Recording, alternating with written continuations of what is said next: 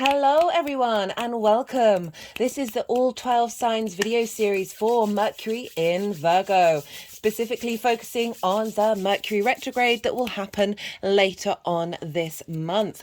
I will be reading at the very least in this video for Virgo and Leo, potentially Cancer. It all depends how long the readings go on for. My name's Chloe. I work with card divination, astrology, and I channel energies through my body. This is just one of the ways that I channel. As you can see, my hands are moving around right now. This is independent of my conscious thought, drawing in energies from different dimensions to help us heal, help clear stuck energy, and open up portals to the cosmos and our conscious mind so we get more in alignment with our soul's frequency and journey.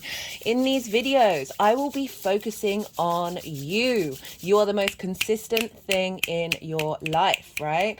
So the more I like to tap into the energies and how they're showing up for you and how you can work with them, rather than focusing specifically on, say, a love reading or work reading, because the more that we understand ourselves, the more we peel back the onion layers of the trauma responses, the limiting beliefs, the more we understand our natal chart as well, because that too is a limiting belief.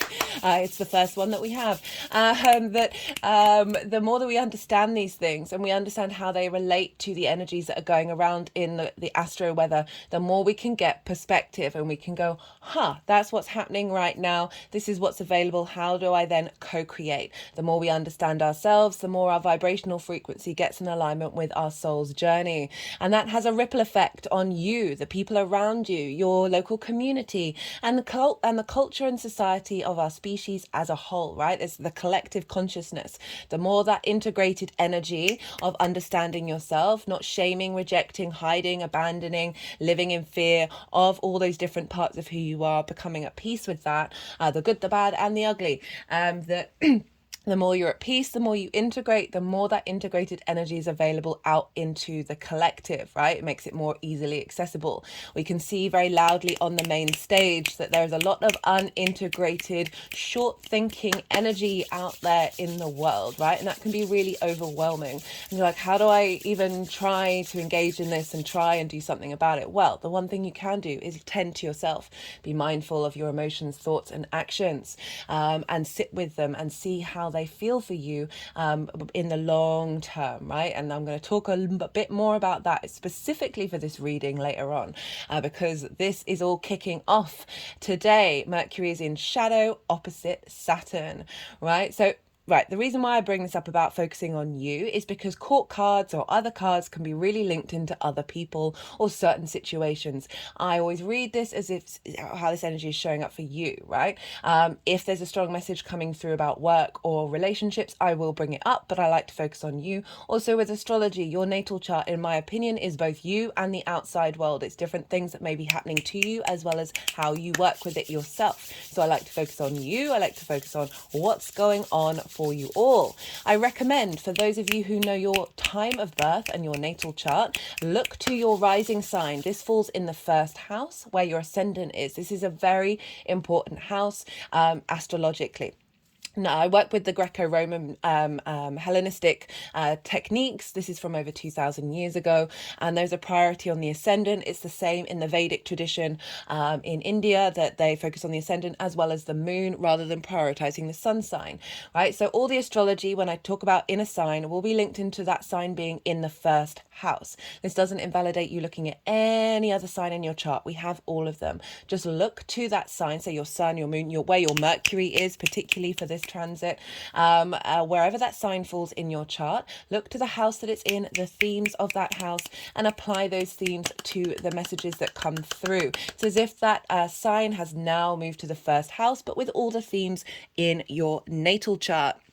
Right, I will be doing different introductions for this video series. So I'll be adding on layers and nuances about what Virgo means, what Mercury in Virgo means, pulling collective cards for us all, as well as lots of other things that will crop up throughout the series. So do go, even if you're not checking into the signs that video is linked into, do go check out the introductions, because it's just going to give you a more holistic understanding about how this energy is showing up. And the more you sort of sit with those principles, you can then understand how that works for you on a very personal level.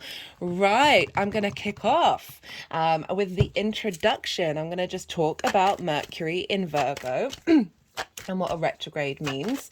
And I'll be pulling some cards collectively to see what's showing up for us in the Mercury. I'm just going to pause for a second. I need to adjust something very appropriate for a retrograde. Sorry about that. Right, so I'm going to be pulling some collective cards just to see what's showing up for us in general for this Mercury retrograde. Right, so Virgo is a social earth sign, right? So this is the second earth sign in the zodiac, and it's ruled by Mercury. So Mercury's retrograding in its own sign. Virgo is mutable in nature and earth, right? So it's able to adapt and change, let go of that which isn't serving it in order to move forward in its path. It is earth. This is bound by gravity. This is the 3D experience. There's a commitment and loyalty to earth energy, a solidness that keeps going. And so earth gives things structure. And this is yin, night in nature, Virgo. So this is the receptive, nourishing, observational energy. This is not so yin night signs are earth and water. They are bound by gravity. So there's a sense of weight, there's a sense of heaviness to it, and that means the slowing down. And that's where we get into our observer state rather than the go of all the action in yang day signs, the extrovert, right, the stimulation. This is the introvert. This is the inner space. This is a space of cultivation and, most importantly, observation, right, of collecting of information before making decisions, of needing to take your time, and there's a slowness.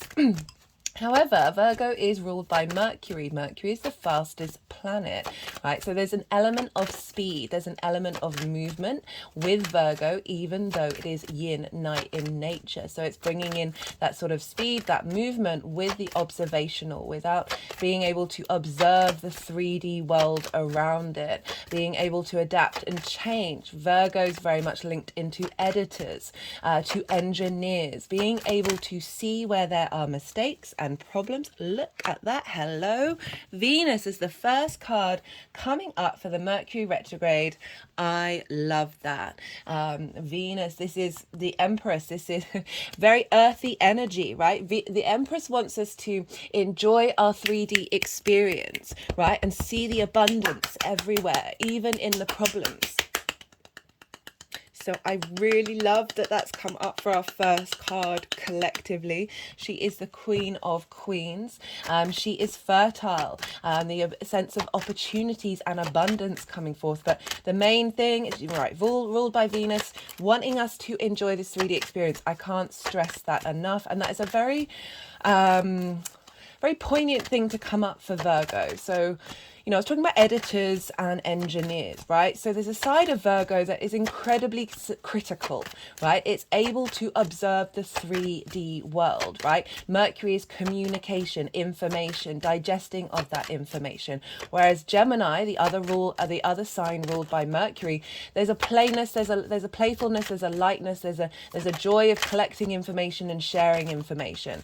With the Earth sign of Virgo, there's a practicality of wanting to be able to fix things, wanting there to be flow in the 3D world and to facilitate, right? Very much a facilitating energy. Wanting there, whatever, being able to see those blockages, see those little miscommunications in the 3D world, and be able to shift and change and bring that flow back in.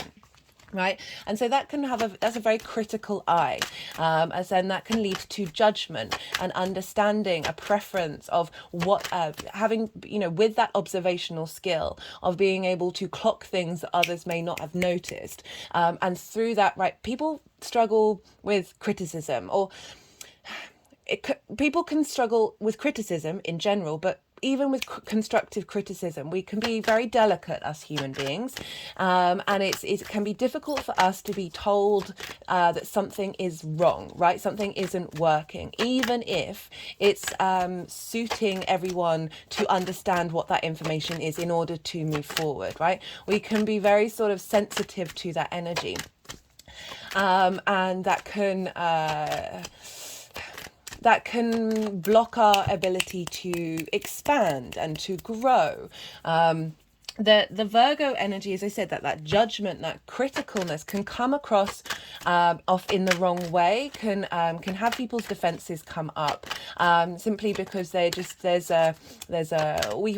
live in a very competitive world, right? And so we live in a world which is sort of bangs into us that there's an element of needing to be perfect. There's an element of you can't get things wrong, otherwise you get kicked out of the tribe.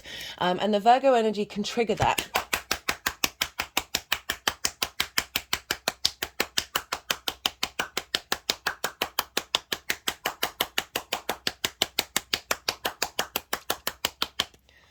Just had an energetic release at that one. The Virgo energy can trigger that, so it can feel like criticism in a bad way or judgment in a bad way, and that can get quite overwhelming. But this is because inside the Virgo energy, they are expressing those modalities to themselves, right? So the bar is really high. Mercury likes things to be in flow, right? It's the messenger of the gods. It was the patron of travelers, and the movement around, the exchange of information, and wanting that, the fastest planet, right? So wanting there to be this movement, this momentum of keep going. Oh, I love that with the King of Cups, emotional control, right? Emotional maturity. After I was just saying, right, that some, we internalize can feel attacked by our own judgment and our own self-criticism, and externally, those around you, if you hold that energy and you point things out that others may have missed, that it makes them feel insecure. That the King of Cups, I love that coming up. The King of Cups is about emotional maturity. If you see here, there is the sea monster in the background about to attack this ship, and the waves are really big, but the King of Cups is still sitting on its stone throne on the ocean, which is a feat in and of itself. Water energy, that emotional space, very very creative, very imaginative, very intuitive. So not only am I picking up that we're going to be this is my Mercury road opener candle of like being allowing things to flow, to energy to flow, right? That King of Cups, water energy, that flow within us, right? Being able to find creative, imaginative ways with this retrograde, of being able to bring flow into the 3D world with that level of maturity and take action on that. So that Virgo energy is very good at facilitating, and it really just wants to help as well. Wants to help ease those blockages in the 3D world and facilitate social ease in the 3D. Right, it's often linked into the healing modalities because it is Earth, right? Of really wanting to heal, and so. With that judgment, that can be misconstrued, but it also is a phenomenal power of being able to observe that 3D realm. But it can go inward, right? And that can lead to judgment and self-criticism to the point where you don't actually get anything done, right? The intense questioning and the striving for perfection that actually blocks you off from being able to do anything and being in flow. So these are things that I really feel that this Mercury retrograde is going to facilitate and help release. Right, we've had Mercury retrogrades in Virgo on and off over the years. This is the first time fully in Virgo for a while, and more importantly, it's the first time opposite Saturn in 30 years. Right, so Saturn's over in Pisces today. Mercury's going into shadow, and it is opposite Saturn and the moon. It's already in shadow, and it's been opposite Saturn and the moon. And Saturn's over in Pisces. Saturn represents maturity, integrity, acknowledging cause and effect, and being able to, there's a sense of authority there as well, and restrictions and limitations. And this balance between Mercury and Saturn during this retrograde is Saturn's helping us give structure to our fantasies, the big collective emotional unconscious, the very magical understanding of Pisces, that duality. Again, it's ruled by Jupiter. It's one of the mutable signs, and the sense of knowing that there's more than black and white in our world.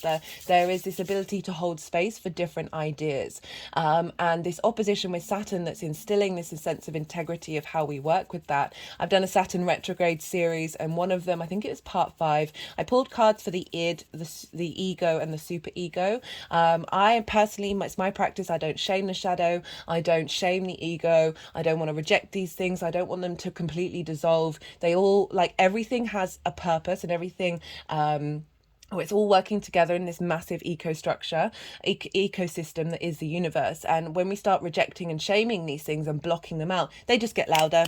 And you're not having a conversation with them. You're not sitting down and being like, hey, how do we work together? What's going on here? Right. So I'm not a fan of that. And I feel like Saturn moving through Pisces is helping us work through that, of bringing in this bigger picture of the nuances that is contained within the all. And that's feeding into Mercury, and facilitating our journey with this retrograde, of really being able to work out those small details, of going back and revisiting over these things of how do we heal ourselves, how do we heal the people around us, how do we facilitate our lives to bring in this Empress energy with the King of Cups that is going to facilitate us not only as an individual but as the collective, because we've got a lot of oppositions with Saturn in a collective water sign. So Saturn's helping us bring in the maturity into this Virgo energy, that is opening up this sense of abundance. Virgo season in the northern hemisphere is very much linked into bringing in the harvest of collecting all that we've been working on, and facilitating that in the 3D realm, right? So Mercury in Virgo. Mercury, this is ruled by Mercury, but this is Mercury's exaltation, right? So each planet has a sign that they are exalted in. This means raised up high. Love it. Temperance. So Temperance, this is a fellow mutable card. This is Sagittarius, which is squaring this Virgo energy. And this is about alchemizing every single part of you, right? Really taking the time and it's a perfect card for the retrograde. Taking your time and going over every little piece and cleansing it, refining it, elevating it, and bringing it all together in order to create magic, right? You see here the water is going up into the cup. We're bringing in the higher perspective of the angelic kingdom, or however you look at what angels represent. You know, they're just representing a certain energy, and they can show up in many different forms. Ooh, I like that one. That there's a sense of that higher perspective, right? That Pisces energy of that knowing of the collective all, like the possibilities of anything, and being able to draw that into the 3D. You notice here this figure is both has a foot on land and in water, so really bringing together that water and earth energy of being able over this retrograde to refine whatever area of life Mercury is moving through, and for us collectively of this healing modality as well. And that just doesn't have to be the physical body, it can be the emotional and spiritual body, and just healing the energy flow in our collective, right? So exaltation, if you imagine each sign as a realm, okay, so a land in which that energy embodies itself, a certain cultural aspect of that sign. We've got the 2 of Wands and the 7 of Wands. The 2 of Wands is sort of long-term manifestation energy, but it's perfect for the retrograde, because the phrase that I would say is getting the lay of the land, right? And understanding that you're at a state of stillness, or not necessarily starting a new journey, even if there might be a bit of frustration around that journey not kicking off yet. This is acknowledging that this is a time to spend in contemplation, to understand your environment and the changes that may be happening in it, in order for you to then kick off and then take a new journey with all that information, with all that wealth of wisdom and understanding. Also fire energy, so our ability to bring our passions, our drives, our motivations, this spirit energy of fire into the 3D world. You notice the figure does have the world in its hand, you know, really acknowledging that when we alchemize and we bring all the elements together, we are able to move with more flow, right? So, exaltation, realm, right? So this land of Virgo essentially has a massive temple, huge temple to Mercury. All the people in the land of Virgo exalt and raise up high the qualities of Mercury. So it's that practical use of the information that we collect. I would recommend checking out the Gemini new moon video, the collective one. That one across the board actually spoke very little about astrology in that one, but it was all about how we collect information, how we can work with it in order to co-create and bring magic into our lives, like the ability to facilitate the mind in our heart space and our soul space, and through that have a little bit more peace and a little more fun. So Mercury, of all is the only planet to be raised up high in its own sign. So Mercury is incredibly powerful right now. Very powerful, and for a lot of this retrograde will be governing the rest of the chart. When the sun moves into Virgo, that's going to be huge. So everything's going to be focused on this Mercury retrograde, from the rest of the chart, because they're all the planets are in signs that then link back to the sun, and then the sun is governing the Mercury is governing the sun. Oh, I forgot to mention, we've got the Seven of Wands here, and this is a representation of that we all have something within us that is of value, right? This person is on a cliff. It's acknowledging the sort of higher ground, that what you have to offer is personal to you, but also of merit, right? But they're just sort of moving this over the heart chakra. That on this card, which I will bring up, the face of the person is very unsteady. They look very uncertain of that which is within them, even though the outside world is acknowledging what they have, and that there's an element of competition here, of like that you're having to that there is something that you have that others want, right? That is valid to share. The figure also has two different shoes, right? So it's nothing wrong against wearing two different shoes, but just imagine wearing one boot with a heel and one flat. You're gonna be your flow's gonna be a little bit off. Okay, so Venus is just wanting to go over that and sort of saying that this retrograde is going to help us understand the value that we have within us to facilitate our 3D experience.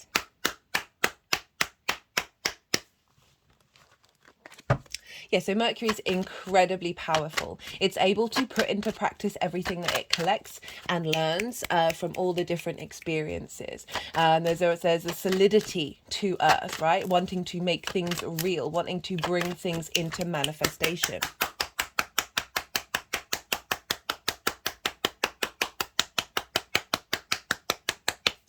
You know, the Empress, we've got Venus retrograde at the moment. She's doing a revamp over in Leo of our heart space. And so really helping bring a sense of renewed value and appreciation to our individual heart space, that is helping us not worry about the outside world in terms of what it is that we have to offer, not to be in a state of self-criticism and judgment that is blocking our ability to move forward in the world, but actually allowing this flow, this abundance, this ease of the 3D existence to come in. Right, so what else did I want to say about this collective reading? We've got a lot of energy with Saturn and Jupiter and Uranus with this retrograde. They are all the bigger outer planets, and they're going to be marking pivot points throughout this, of acknowledging integrity and duty, that of Saturn over in Pisces with the oppositions, trines to Jupiter and Uranus, so finding wisdom in our physical senses, finding the ability to break out and be our unique individual form and not be bothered by what other people think. That is the Uranus energy, and so that Mercury can be in Virgo, can be really critical, can be really self-critical, and with the fact that we've got trines to Jupiter that brings innate wisdom, right? Jupiter rules Pisces as well, so that's impacting Saturn. And the Jupiter signs are all opposite the Mercury signs. Jupiter's more about knowing. There's a sense of faith. It's the bigger picture. Mercury's about the smaller details. It's about moving very quickly. and collecting information. So Jupiter and Uranus are providing wisdom and support to be your unique self, and breaking and feeling good about yourself, because they're in the sign of Venus, right? Feeling good about yourself in your physical 3D form on a personal level, that then facilitates your ability to walk through the world with more grace and ease, and be able to communicate your observations, which may potentially have triggered people, of making people feel like they're judged, or there's an element of criticism, and being able to be open to seeing what you see. There was a video that came up on my Instagram linked into quantum relationships, which I'm going to reshare on my Instagram, so do check that out. I don't think I'm going to be able to share it on the community page, but it will be on the Instagram, and it's kind of linked into sort of what quantum relationships look like. And this is the being able to open space and hold space for the fact that there is joy and growth in being able to be open to that which you cannot see, i.e. that which others may be able to share that you haven't been able to be in observation with. And that in itself is a phenomenon that helps build long-lasting relationships, rather than being ones of codependency, where you are stepping on tiptoes around others and not facilitating them. Like, be real. Be empathetic, be full of love, but be real, right? Sometimes we can, as I said, that sensitivity of so they talked about it as in, like, most relationships are transactional, as in you do a thing in order to get a thing. And so in order to get those things, you're not necessarily going to push buttons or push boundaries or make people question themselves or open up space for debate, because we're unconsciously thinking of that transactional nature, which we've needed to do in order to survive. Right, that there is the element, if we're shifting into the quantum of acknowledging that there are other ways of looking at things, and this doesn't invalidate you, it doesn't invalidate the relationship. This is open to flexibility and nuances of seeing the full rainbow, right? So I've pulled some collective cards from other decks, which I will be reading in one of the introductions, and this was the one that flew out. This is in the Kim Krantz World Unknown Alchemy deck. Sorry, I just have to pause. Sorry about that, just had to hydrate, had a little tickle in my throat, of the vast possibilities of what is out there in the world, and not blocking ourselves up from that by being able to observe. Sometimes we really struggle to be able to see what it is that is right there in front of us. I would say with this observational space and this sort of making assumptions can be a dangerous game, right? We need to do it. We're meaning making machines. This is what we do in order to survive, but we can make assumptions about something, but always be prepared that that assumption may be wrong, right? Okay, I got the Three of Pentacles. This is collaboration. This is also mastery of something. And so acknowledging your own inner mastery. I like that it's come after that Seven of Wands, which can be very much of not, you have that within you, but you just can't see it.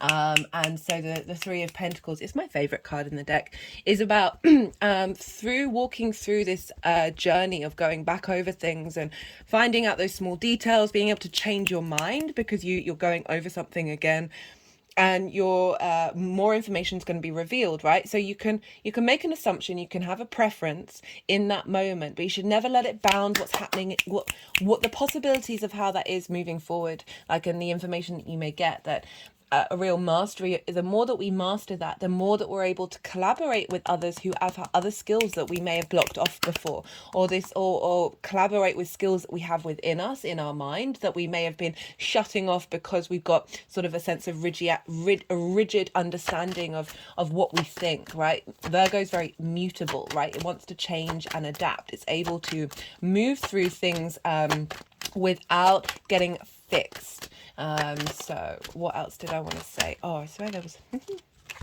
Judgment just came up. Okay, so this is kind of like resurrection.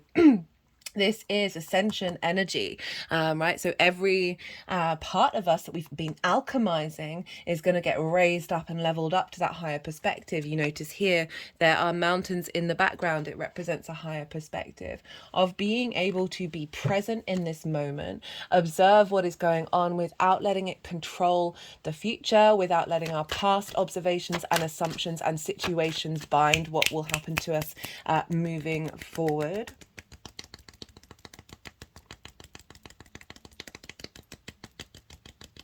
Okay, they're just tapping on the temples.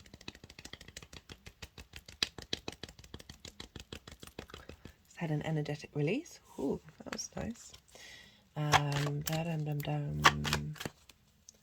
Oh, whenever they do things like that, my brain just goes bloop.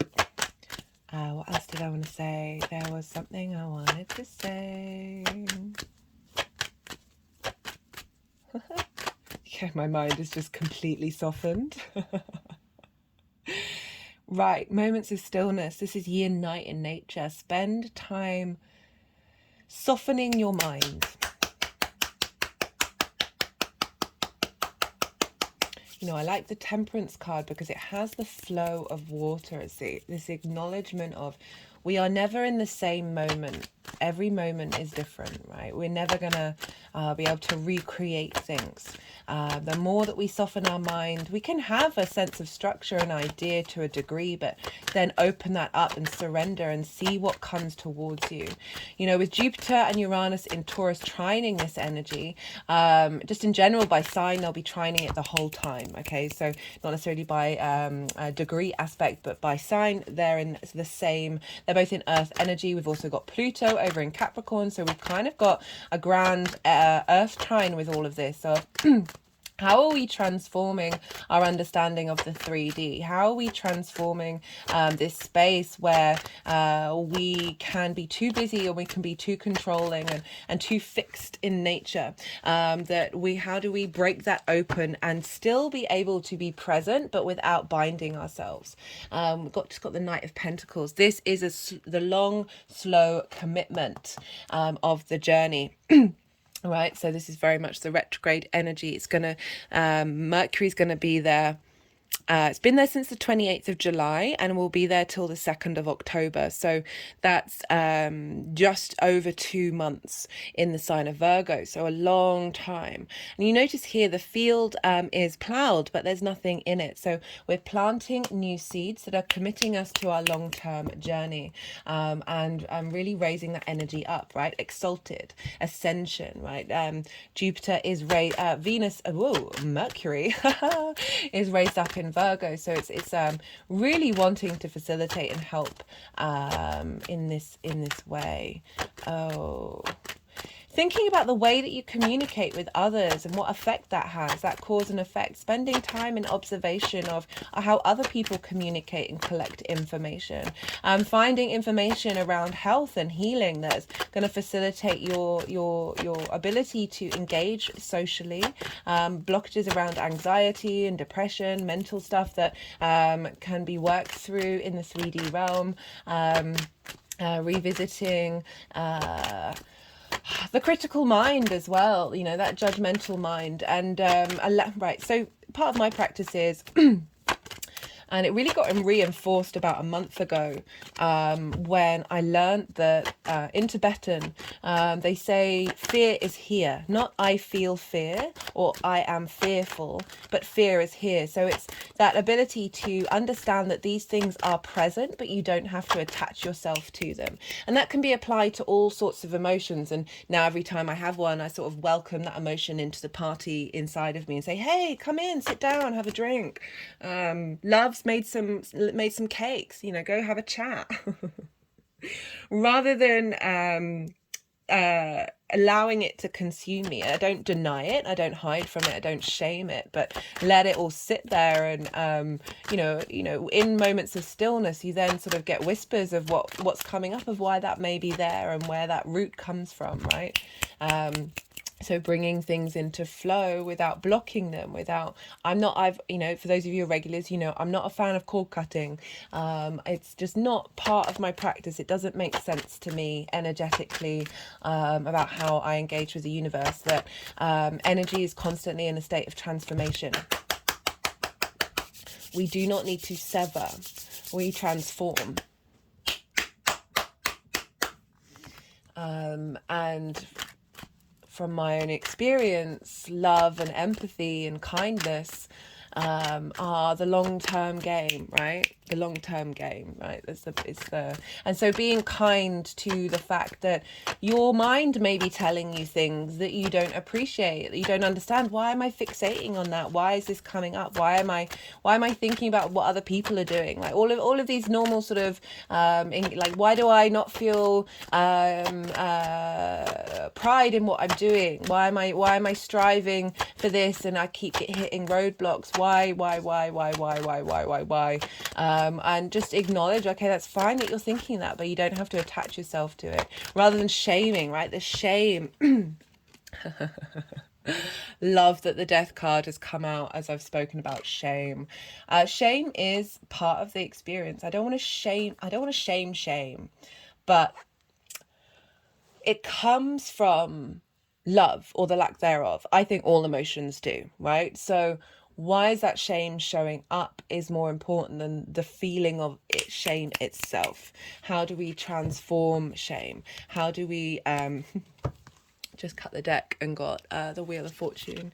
How do we shift that energy where it doesn't block us, right? Remember, Mercury likes to be in flow, likes to move, and likes to facilitate within the sign of Virgo. So we're really looking to not only help those around us, but help ourselves in this retrograde. And Virgo gets stuff done, right? Mars is there at the moment. Mars is going to be there until the end of August. I think it's the 27th. So we've got a lot of motivation right at the beginning of this retrograde to get up and go and do the things that we need to do. Being able to see things clearly, to observe the cause and effect, the opposition with Saturn, and find wisdom of why we're making that observation, as well as that Uranian energy of facilitating us feeling comfortable being ourselves, and not necessarily social anxiety, social judgment, not necessarily connecting to them in the same way that may have had a hold over us. As I said, finding out those details, understanding them, unpacking them, figuring out what energy feels blocked, right? Spending time in meditation, seeing where that's showing up in the physical body, the trines to Jupiter and Uranus that help you then go deeper and understand them, revisit and revise. Retrogrades are all about, people who have Mercury retrograde are incredibly intelligent, because they spend a lot of time going over things and revisiting, and really getting to a sense of depth with how it is that they communicate and what it is that they communicate.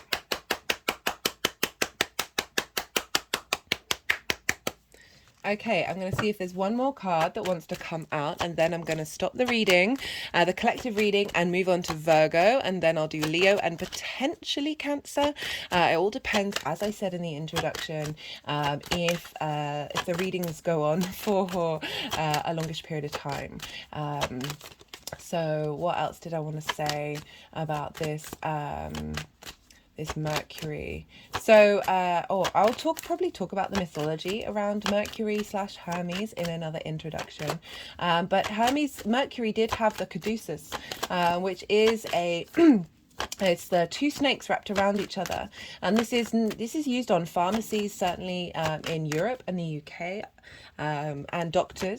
It represents healing. It also represents Kundalini energy, and that's a awakening towards enlightenment. Right, the more that we have perspective,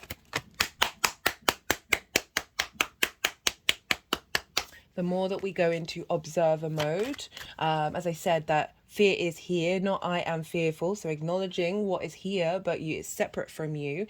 That higher perspective, the more that we are able to walk through the 3D world with a bit more ease and grace, because this is a phenomenal thing that we're all here and we're all doing what we're doing. And yes, everything can be terrible, but also at the same time you can hold space for more than one thought, more than one emotion at the same time. One does not invalidate the other. This is about the immutability, to be able to flow from one situation without needing it to be permanent and fixed, right? So really opening up the space for ease and facilitating your own 3D experience. Finding confidence in yourself. Yes, you may still be critical. Yes, you may still judge. You know, take what you need from that and leave the rest to sit and have a party with love, right? And see, okay, why have I taken it down that way? Why am I being self-critical? Why am I being the judge, right? So often Virgos can judge themselves and then that manifests in thinking that the outside world is judging you for not being perfect, right? Everything in this moment is truly divine. You are perfect as you are. This doesn't mean you don't want to shift and grow and change. That's not invalidating the acknowledgement that you are perfect. You are part of the divine. This moment will never happen again, and so embrace it and embody it and sit with it and allow it to flourish from moment to moment. Oh wow. Oh wow. Okay, I said I only wanted one more card, but these are the 3 cards that wanted to come up, and this was the card that I was thinking of when I was talking about the caduceus. So this is the 2 snakes entwined, but we've got the star card, deep emotional healing, this connection to the galactic and the 3D realm. This follows the tower. This is allowing us to hope and dream and to think of things from a higher perspective. This is the Aquarius energy. Just had the Aquarius full moon. That was a lovely reading.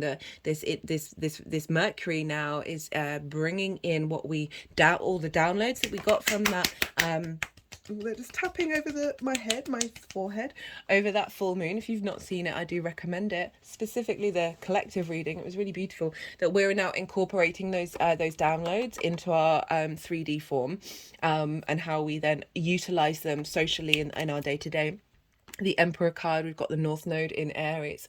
This is about wisdom and sovereignty and being able to make decisions that serve yourself and the people around you. There's that confidence, that innate, as I said, that acknowledgement of your own divinity, and be in collaboration with others or with your own mind in order to facilitate this Emperor energy and being able to take action out in the world as an individual in the collective, with the 2 of Cups. So we've got the caduceus, right? This is the masculine, feminine, and spirit. They are equal. They are looking at each other in the eye, right? There's a sense of respect and acknowledgement of each of those parts of us. We have all of them within us. It is not gender specific, right? The more that we integrate, the more that we acknowledge that we are multifaceted beings, and the more resources we have, earth energy, that we can use in order to create in the world. It's making me think of the Magician, which hasn't come up, but that is the Mercury card of the Magician. Has all the resources that it needs in order to take action in the world. The more that we deny these parts of us, the more that we shame certain parts of us, we're denying ourselves of a certain resource. Okay, we're in a space of lack if we do that, rather than a state of abundance. Right, I'm going to leave it at that because, 42 minutes. Okay, right, I will be moving on to Virgo. That was a great reading. Really loved that. Be good to yourselves, be good to those around you, and most importantly, be well until we meet again. Virgo rising. How you doing, Virgo? For those of you just tapping into the Virgo energy and it doesn't fall in your first house, look to the house that it is in your natal chart, the themes of that house, and apply those themes to the messages that come through. It's as if that Virgo energy has now moved to the first house, but with all the themes of where it falls in your natal chart. Take what resonates, leave what doesn't. Well, Virgo, you have this Mercury retrograde happening in your sign. And so for Virgo rising, this is happening in your first house. This is a conjunction seed energy.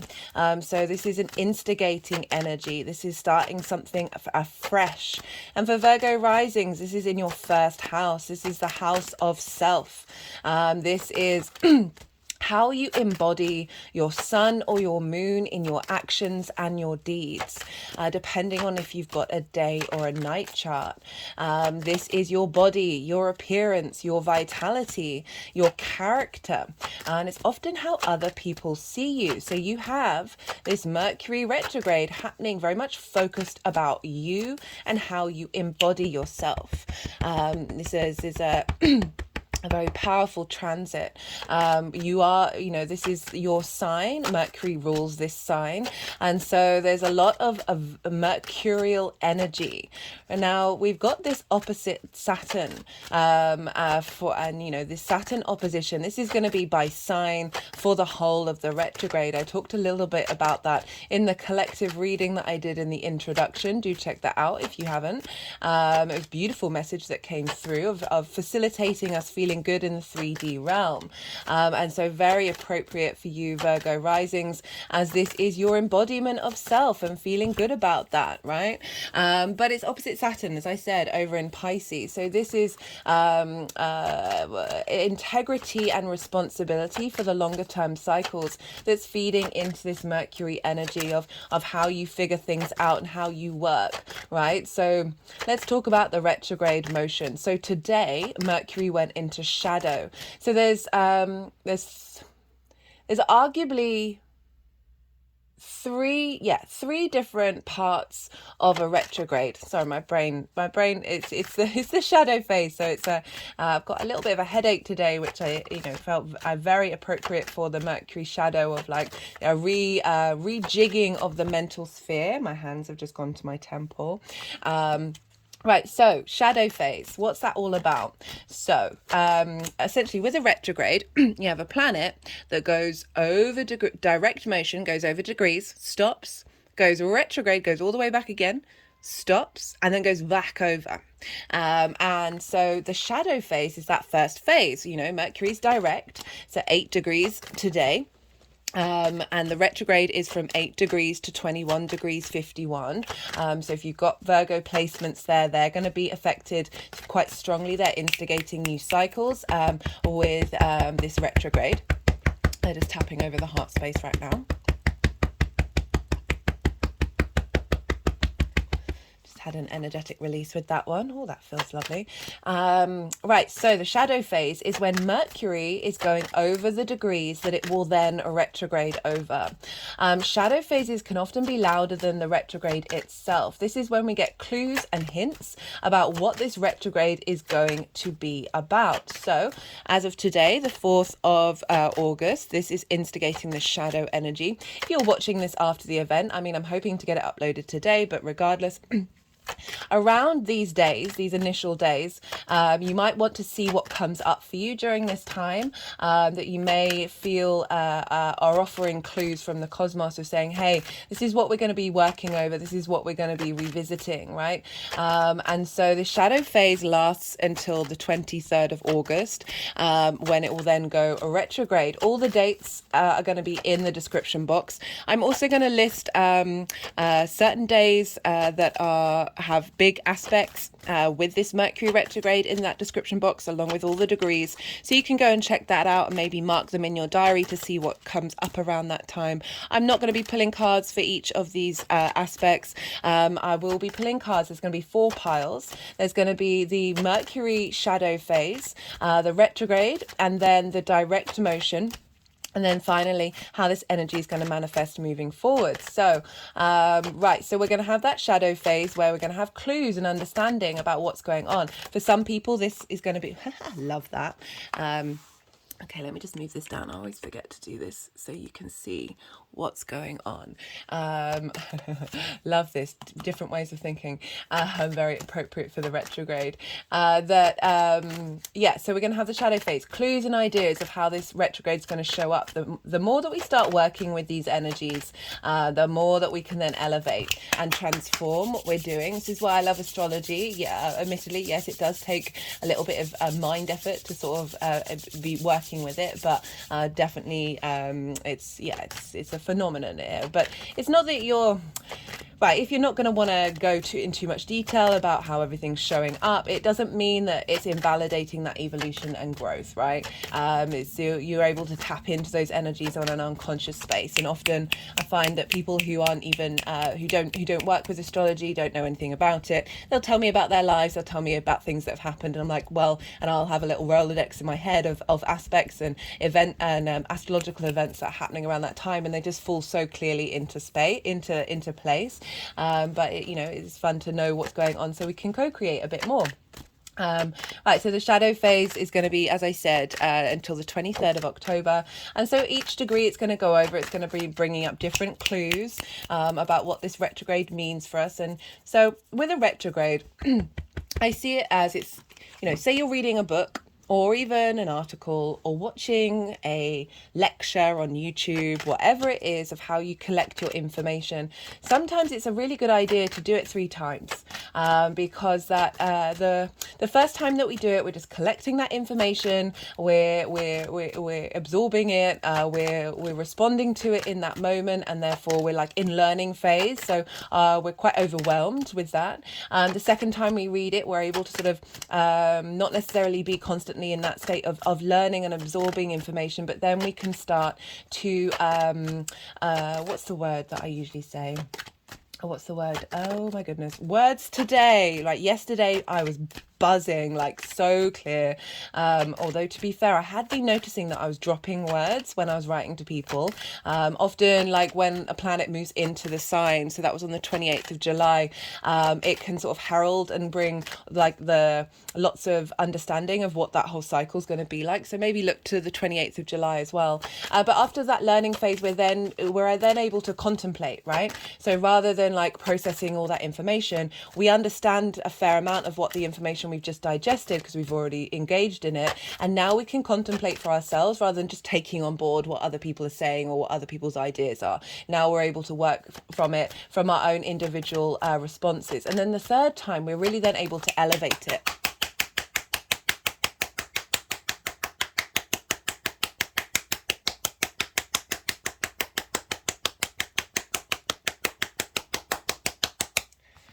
Whew.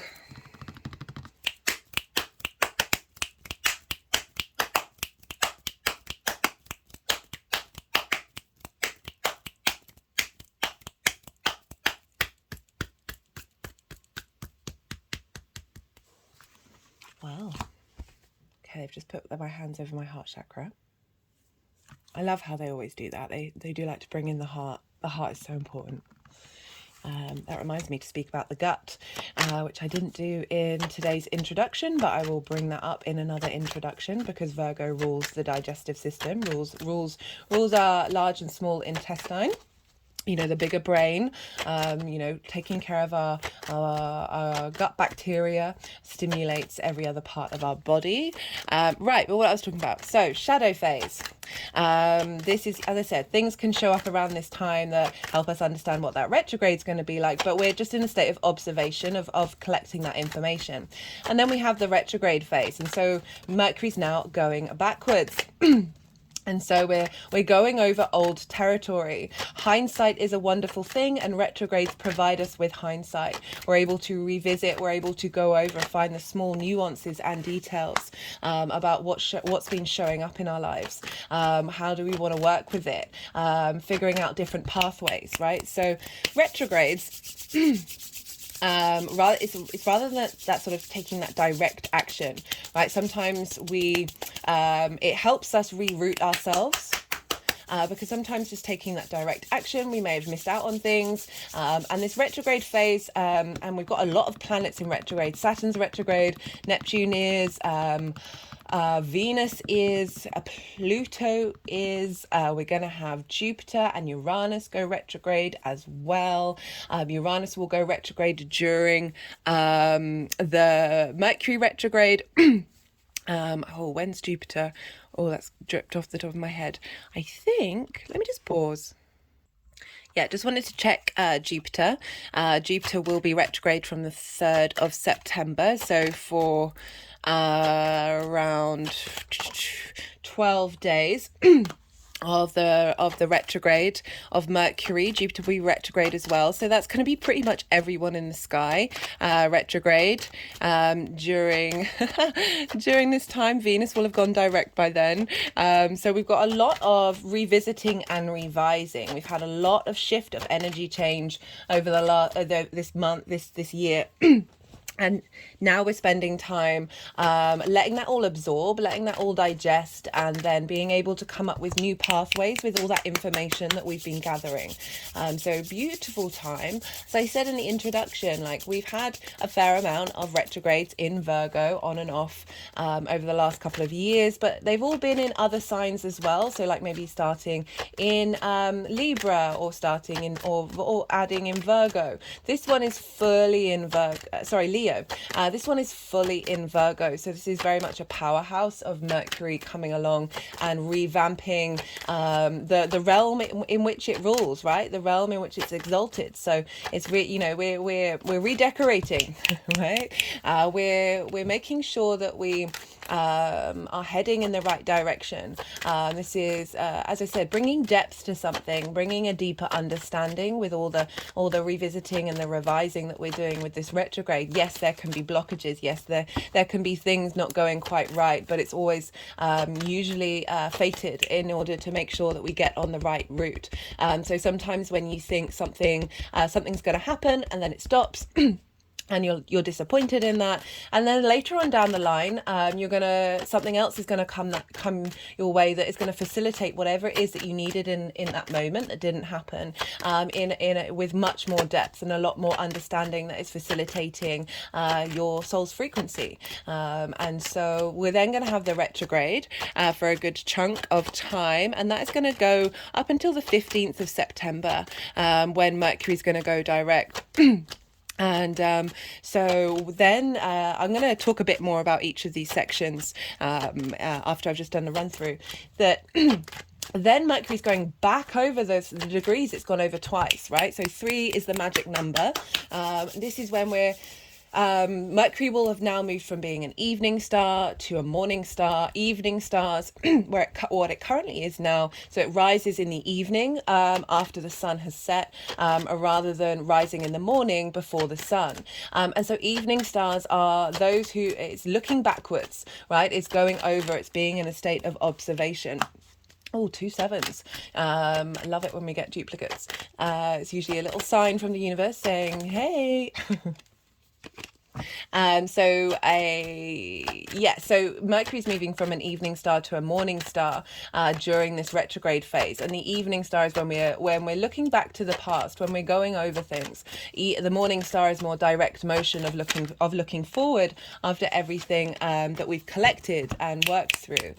So this direct motion, Mercury's going to be fully a morning star, and so we're going to be taking action, looking to the future. But right, I say this with all retrogrades. This energy doesn't finish until Mercury leaves the degree that it initiated the retrograde on. So Mercury's going to have to get to 21 degrees 51 before plans are really going to start to get in motion.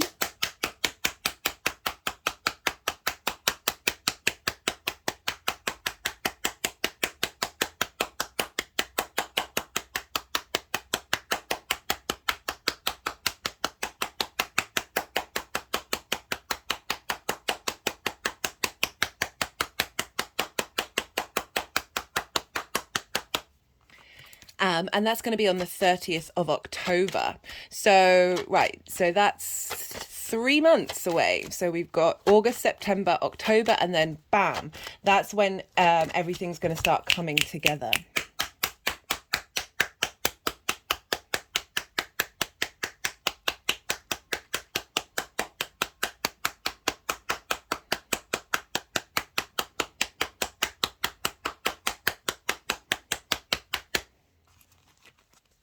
So this is a long transit.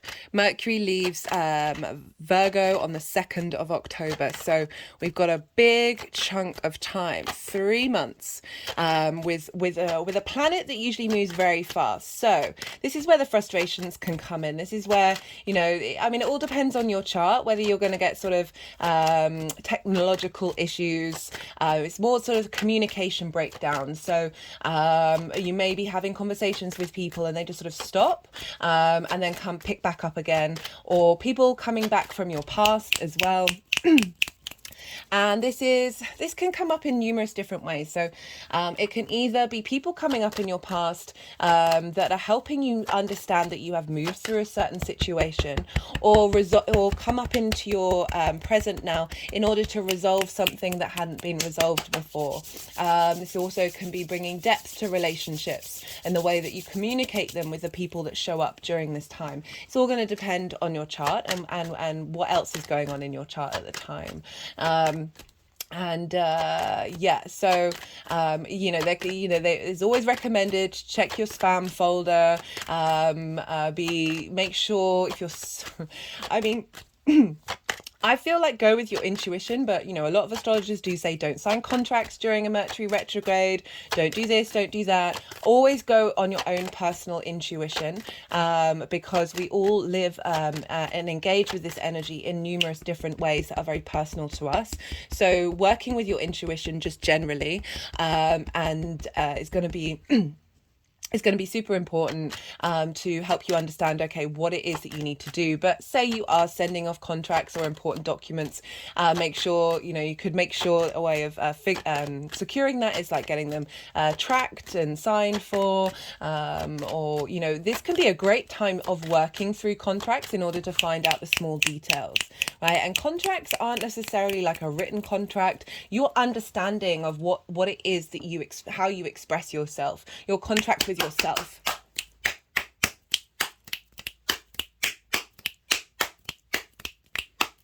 For Virgo risings, they're liking this one.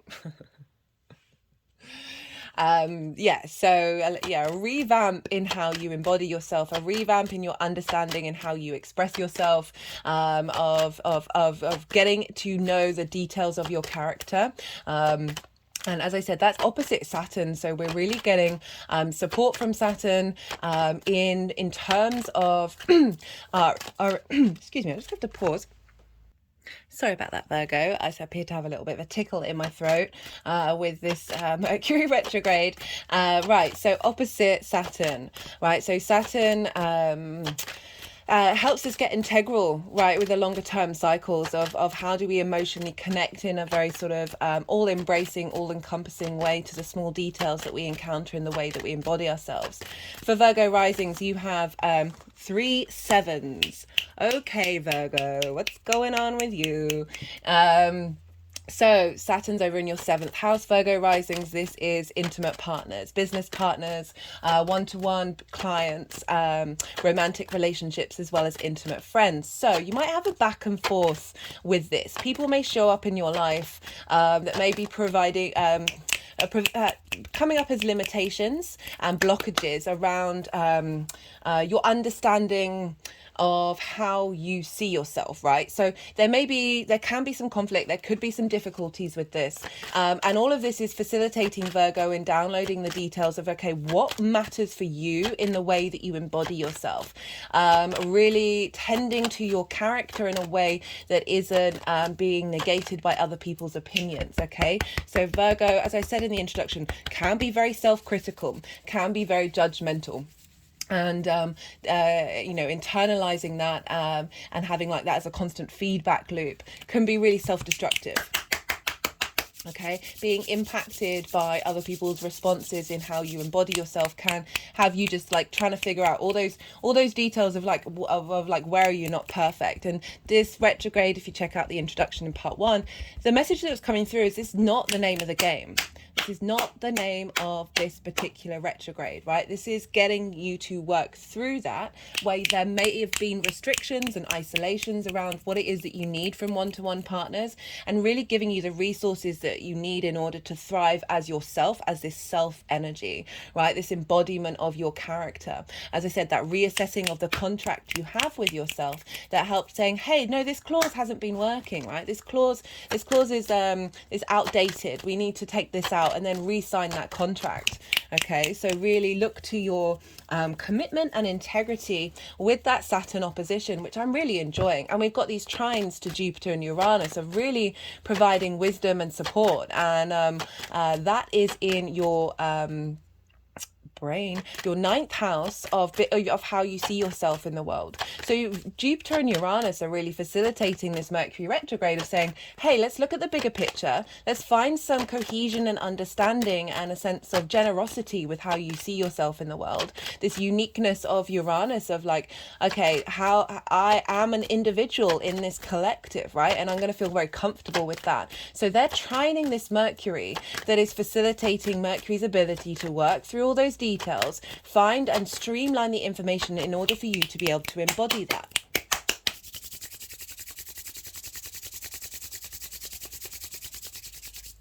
For some of you, this may be people showing up in your life who are going to facilitate that as well. It's not just about difficulties and frustrations. It can very much be all of a sudden you go down a path and then that something pops up that is facilitating this retrograde. Be open to it. Be mindful of any sense of separation from the other, right? With that seventh house, and just be in an observational space with it, not in a critical or a shame-based energy, but just being in observation of, okay, why am I feeling the way that I'm feeling? What is it that I can elevate, right? So there's the trines to Jupiter. Jupiter likes to elevate and provide inspiration.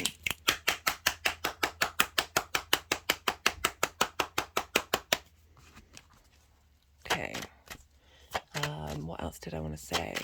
Yeah, so Mercury will then go direct over all of this, and this is when we're starting to get more momentum going up. We're starting to say, okay, this is what I want to take action on after everything that I've learned. There may still be the need to revisit and go over things of the momentum not quite get going, but just generally I find with retrogrades it's not until the planet has moved out of shadow, therefore past 21 degrees 51 minutes, and enters new territory, because then we're moving through a portal.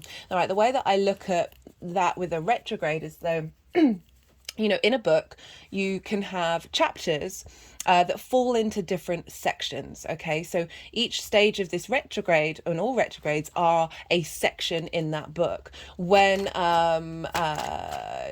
Mercury moves into a new degree, this will be a different section of the book, but it's based off of everything that we've learned from the previous chapters and the previous sections.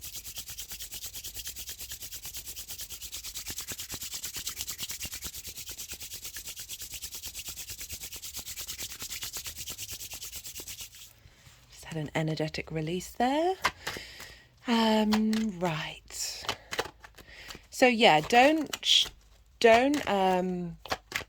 let your judgment fall into shame. Don't let shame fall into judgment. Like, it's, you know, really be mindful that this can get really accentuated, this with the retrograde, of really going deep inside.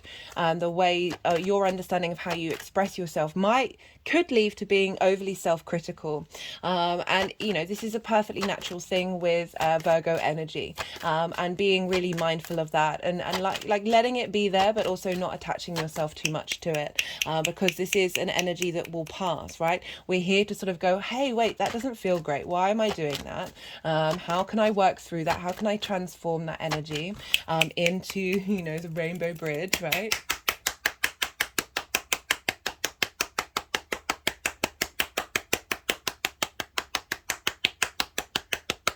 You know, Virgo energy just wants to facilitate, and wants to bring flow and ease.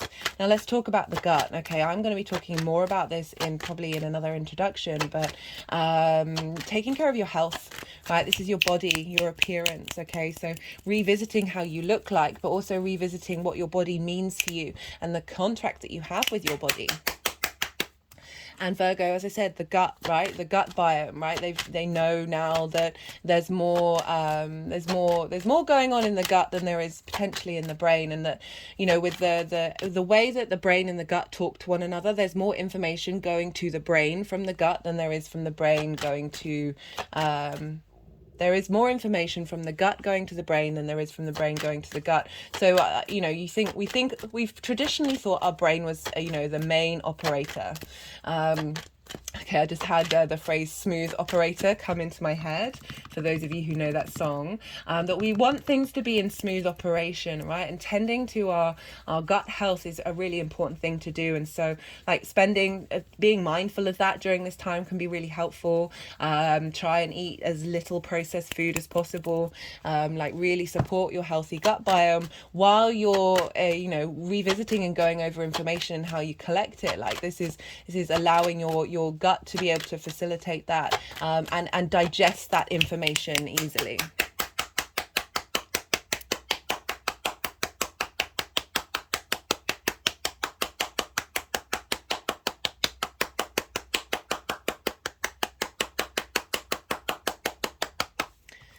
This can be a wonderful time just to be in observation of your actions, and in a way that, as I said, isn't judging or isn't shaming, and just see what works, see what facilitates, what brings you a sense of ease and flow in your life, right? And so Mercury is going to be helping work out through those little niggles what hasn't been working. As I said, parts of those contracts that need to be transformed, right? Some clauses that you may have had inbuilt in you. I'm just clicking around my head. So limiting beliefs, trauma responses around how other people may have seen you and viewed you, and how that may have affected how it is that you embody yourself. We can get withdrawn. We can limit ourselves based on past reactions, right? Even though this is a retrograde where we are going back over the past, it's in order for us to be liberated and be able to move forward. Get playful. Get playful with this retrograde. See it as a fun time to try on different hats, right? And see what works for you. We are constantly in a state of evolution and growth, right? We are multifaceted beings, and acknowledging that there are different versions of you, and it doesn't invalidate the other one, allowing them to play and come out.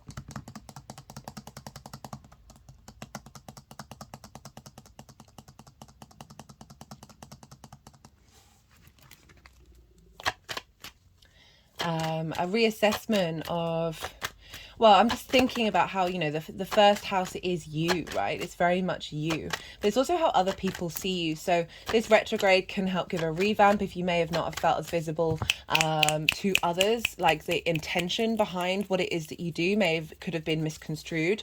That it's with this retrograde, this is starting a new cycle of that intention, moving with more flow and being more visible to other people. The sun is going to be in Mercury for a lot of this, so we're going to get a lot of visibility, a lot of clarity with this transit. Sorry, they're just tapping again over the heart chakra. Okay. Right, so because Mercury is in its own sign, we don't have any outside influence with this Mercury, right? So it's in its own realm. So there's no other planet that's adding influence to what's going on. And Mars is currently there. So Mercury for I think it's until the 27th of 27th of August when Mars leaves. Mars is being influenced by Mercury, and therefore the signs that Mars rules are being influenced as well. So that's Aries and Scorpio. And Aries has the North Node there. So we've got a lot of this retrograde impacting what that North Node in Aries is showing up for us. Okay, so that's in your 8th house of your give and take in the outside world of inheritance, of like, this is really facilitated, like we're striving for that. We're striving for integration with that. And this Mercury retrograde is helping bring in your character into alignment of what it is that you need in your give and take between you and the outside world. So yeah, Mars, you've got a lot of, we've all got a lot of motivation and drive for this initial part of Mercury's journey through retrograde, through Virgo, and even though this is the shadow phase, this is still influencing our motivation and drive to take action around what's going on. This ability to see things a lot more clearly before that retrograde starts, which is on the 23rd of October, so a couple of days before Mars leaves this sign. So we're going to get a boost of the retrograde with Mars so maybe look around those dates to see what your motivations are telling you to do. Right, so Mars through the first house, you've got a more ease and more confidence in who you are and how, and actions taken around what it is that you're doing that serve you, that we're going to have a little boost at the end of August to find that motivation to understand what this retrograde's all about.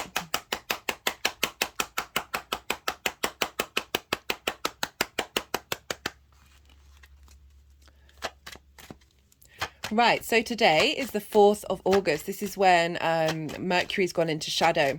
And so this was opposite, this has been opposite Saturn and the moon. The moon is in Pisces, of really finding our emotional needs when it comes to the bigger picture, the knowing of what's going on. So also like tapping into the magic of Pisces that is, you know, can potentially show us a little vision of where we're headed with this Mercury retrograde, what's been showing up, because we're tapping into that, you know, the ocean of the cosmos, and getting support from the very magical side of Pisces that's illuminating us with our intuition about what this retrograde is going to be like.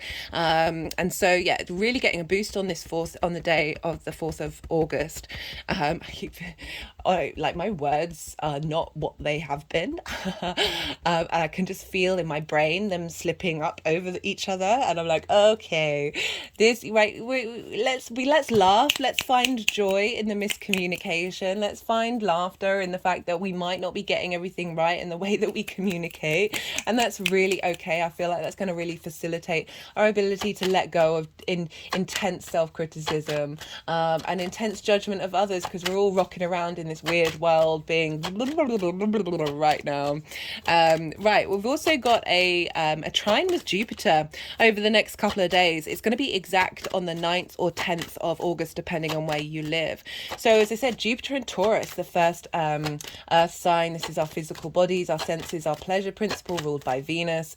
And Jupiter's providing wisdom and support here, providing elevation, bringing together of everything, a sense of opportunities, and an expansion with how you see yourself. And this is trining your Virgo energy, regardless of whether it is your rising sign or not. Trines are an aspect of Jupiter. So we've got the greater benefic Jupiter. What Jupiter wants to really help us out. It's very soft energy, as in like it's not hurdle after hurdle after hurdle. There's a sense of ease and expansion with that trine is providing wisdom. We've got a lot of earth energy going on. They're all on the same team with one another. There's a flow going on. There's an ease. So even if there may be difficulties, we're going to be able to be very quick to find the wisdom in them and move through it and like elevate that energy. And so in your 9th house, that's where Jupiter and Uranus are, which I talked about. From the get-go of the shadow phase, Jupiter's saying, hey, I've got you, I'm holding you right now. And even if it might be difficult, even if you might fall into self-criticism, even if you might feel that you've got to go over and revisit a part of your appearance, your body, your character, the other side of this is really an elevated understanding of yourself, right? Jupiter is also linked into the law and into contracts, that sense of doing what is right. Do we want these? So very interestingly, that channel that I did of like revisiting the contract you have with yourself and how you express yourself coming through is based off of your bigger picture philosophies, that 9th house, that connection with your philosophies, morals, ethics, connection to spirituality, God, nature, science, whatever it is, how you see yourself in the world and getting more confident with that. And that's feeding into Mercury, saying, hey, how are we going to embody this confidence, Mercury? How are we going to facilitate that in the nuances?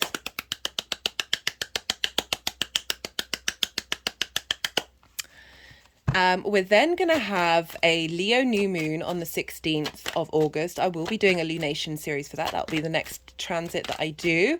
And the reason why I bring this up is because Mars will be trine Uranus. And so Mars is being influenced by Mercury. And so what's going on with Mars is affecting what's going on with Mercury. And Mars with Uranus is like, what actions and motivations are happening around this time that is facilitating your ability to feel good and independent in your physical body, and that pleasure principle that is feeding into Mercury of saying, hey, this information is here for you to take on you with this retrograde of like, we really want this all to be in alignment. Right, so there's not much going on really with Mercury. Mercury's just doing its thing for a lot of this shadow phase. And then on the 23rd, which is the day of the retrograde, the Sun will have entered Mercury, right? So this is a big shift. So up until this point, Mercury's only governing Mars and therefore only having an impact, well, I say only, Aries and Scorpio. And now the Sun, the day of the retrograde, has entered Virgo, and so now the Sun is governing Venus, where she's retrograde, and Venus is governing Jupiter and Uranus. Jupiter's governing Pisces, which is governing Saturn and Neptune. Saturn's governing Pluto over in Capricorn, and Venus is also, Mars is still there. So the buck is stopping the whole chart, right? All of the planets, all of the asteroids, everything. The buck is stopping in the energetic transfer with Mercury, right? On the day of the retrograde. This is very powerful energy that is feeding into Mercury, that is feeding into all of these other planets. All these other aspects of ourselves are being influenced by this retrograde of saying, hey, everybody, we're doing a revamp here. We're doing a massive, massive revamp. Virgo likes a challenge. Virgo, I really like this because Virgo has the capacity to, as I say, to be able to see very easily that which isn't working. And we've got all these retrograde planets. So by then, I think it's just Jupiter. Jupiter and Mars won't be retrograde then, but everybody else will. Oh, no, not Uranus as well. Sorry, Uranus is on the 29th, so just after. Right, so, but just in general, we've got a lot of retrograde planets that are all being fed the energy of Mercury, of saying, hey, we've got a plan here, we've got an action. Now we're all going inward, now we're observing, we're getting depth here, and facilitating this embodiment of your character from all the other parts of the chart, right? So all of that energy is being governing by how are you, who are you, and how do you want to be moving forward. Whereas like the Leo risings, they've got a Venus retrograde in their sign. They're revamping their heart space. This Mercury, in how they embody themselves, this Mercury retrograde is saying, hey, how do we facilitate the embodiment of self, right? In the way that is healing to you and those around you.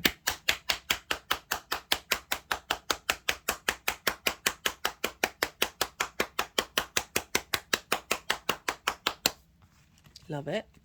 And on that day, Mercury will be square Vesta in Gemini. So Vesta is an asteroid. And I've talked about the relationship between Mercury and Vesta in some other videos, right? So they were the two. So Vesta represents the hearth. Right, the place where we gather, we cook food, we keep warm, and we communicate with one another, right? We tell each other stories gathering around the fire if we go back in time of human society. And Mercury represented the traveler, right? The mover around, the outside world of information, the going, the busying. Mercury was also very much linked into commerce, the exchange, right? The exchange of things. And so every house would have, at the very least, would have an offering, would have a image or a little talisman of Mercury and Vesta, or at least a space in which these two energies were honored, right?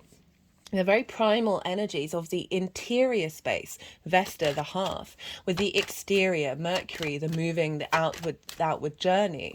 And Vesta was linked into devotion, right? Devotion to self, the inner flame. The Vestal virgins in Rome would, there was a flame that they kept alight in order, and they, you know, it was in the mythology that the Roman Empire wouldn't exist without this flame being tended to, this inner spark of spirit, right? This connection with the transformational energy and the power behind that fire energy.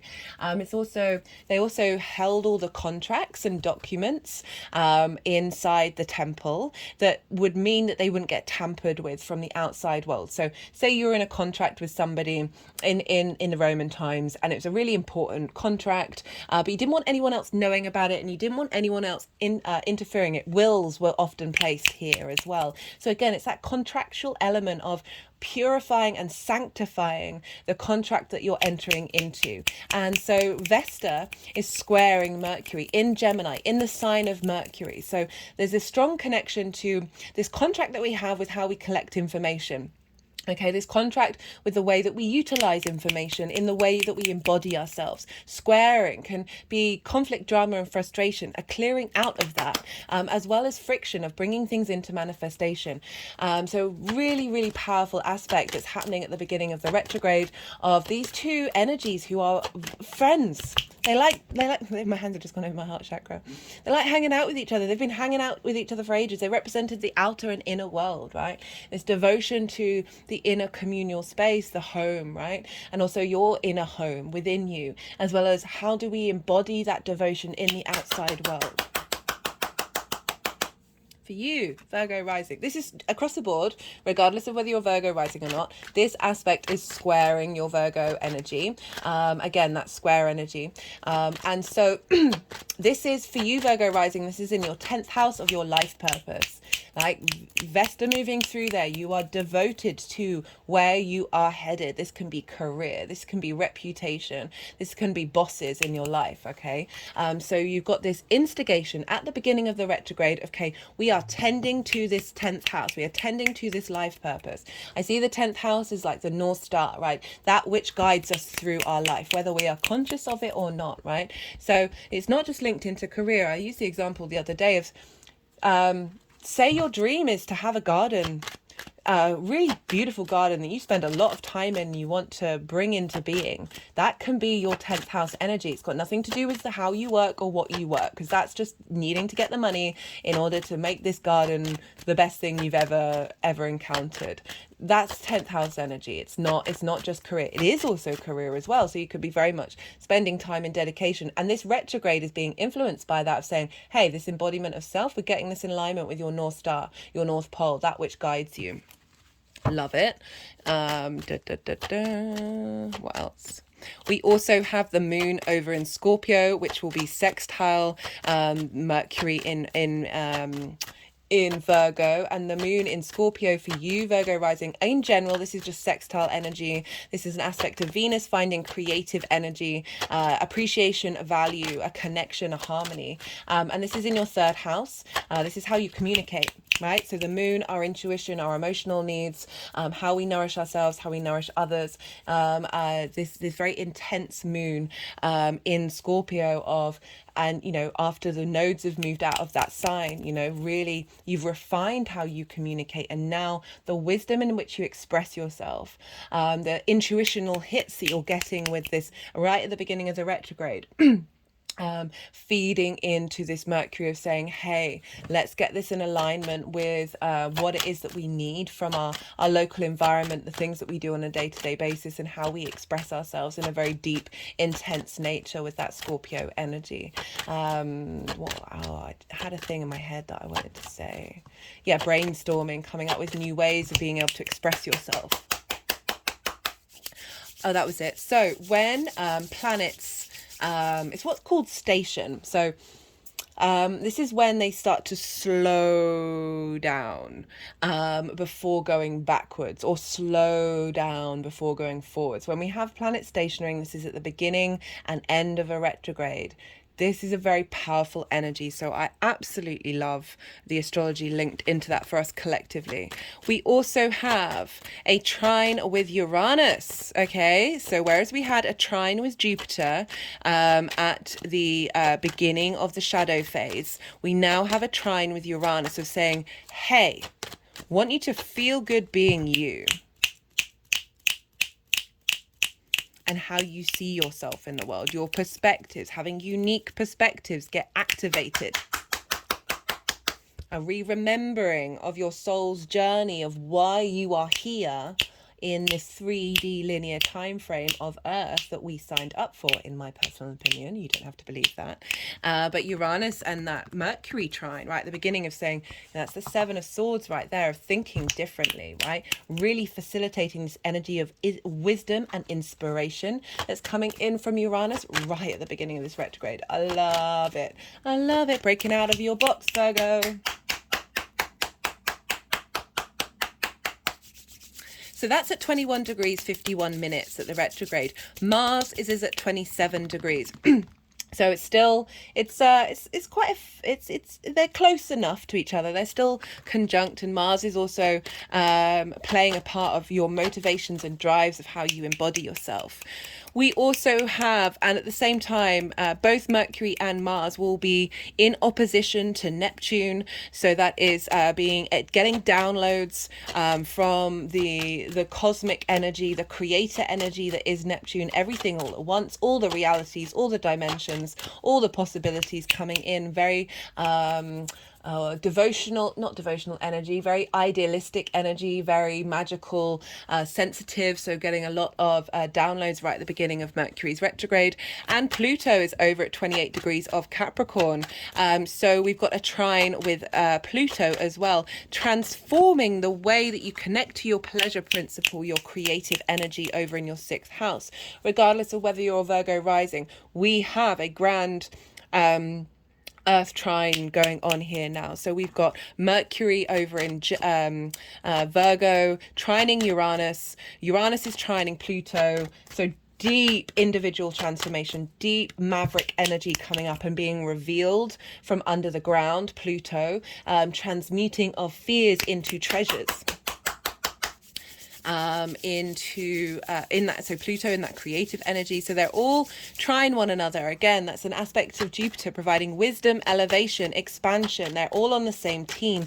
The ease and flow of information on this day feeding into Mercury right before it then revisits everything and goes backwards and says, hey, with all this wonderful energy that's been instigated into that Mercury energy, how is it going to come up with maverick, unique ways that are personal to you and how you express yourself? We've also got a very wide trine with Jupiter, and so it's not by aspect. If we're working with certain orbs represent the degrees at which we, like the amount of degrees either side of a planet that we bring into to make it an aspect. By sign, it's still a trine, so we've still got that wisdom from Jupiter coming in. We will on the 4th of September, so 11 days later, Venus is going to go direct. And on the day that Venus goes direct, and remember, this is important because the sun is in Virgo. So the sun is impacting what's going on with Venus, and what's going on with the sun is being impacted by Mercury. So on the day of the retrograde, the day Venus goes direct, Mercury will be trine not only Jupiter in this retrograde motion, but the moon. And the moon is exalted in Taurus. So we've got a deep understanding of our intuitive needs of how we feel good in the world, and that's feeding into Mercury the wisdom and elevation of that, the opportunities, the expansion of that physicality of the pleasure principle into Mercury of how you express yourself. And when I say pleasure, I am not limiting that to sort of the sexual interaction. That is absolutely anything in the world that stimulates you. We get so confused with that pleasure principle. We think it's very confined to a certain thing, but it's everything we do in the day-to-day. It's everything we do in this world, right? Being able to tap into that sensational experience of enlivenment. And so on the day Venus goes direct, we've got all of this as I said that, the day Venus goes direct, she is being influenced by this retrograde of like bringing in wisdom that we may be feeling different in our heart space, although as I said, I don't think that activation of Venus isn't going to be until like the 7th of October, but because she's now going to be going over the degree she's already gone back over, but with the wisdom and understanding of that Jupiter as I'm talking about Venus in Leo, the wisdom and understanding of our intuitive, how our needs are being met, not just based on a survival mode, but a thriving mode, right? With the wisdom of Jupiter into Mercury of saying, we're going over this, we're getting depth into how that heart space that's feeding into Venus is going to be communicated.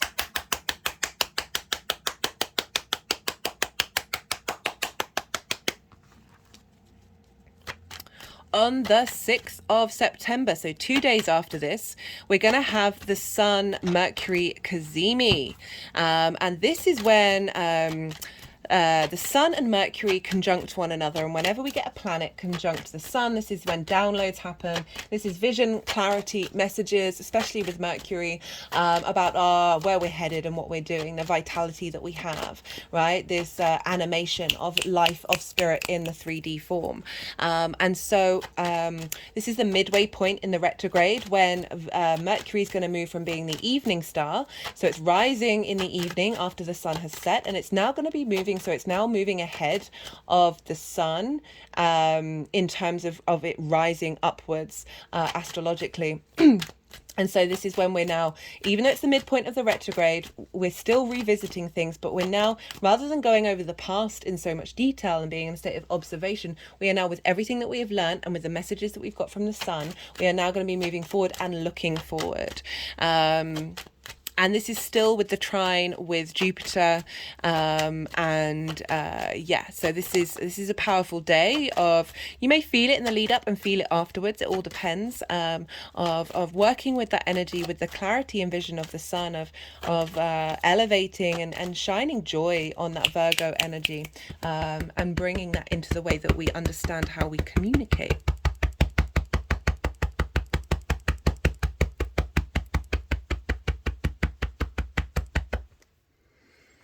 So on the 15th of September, we will have a new moon in Virgo.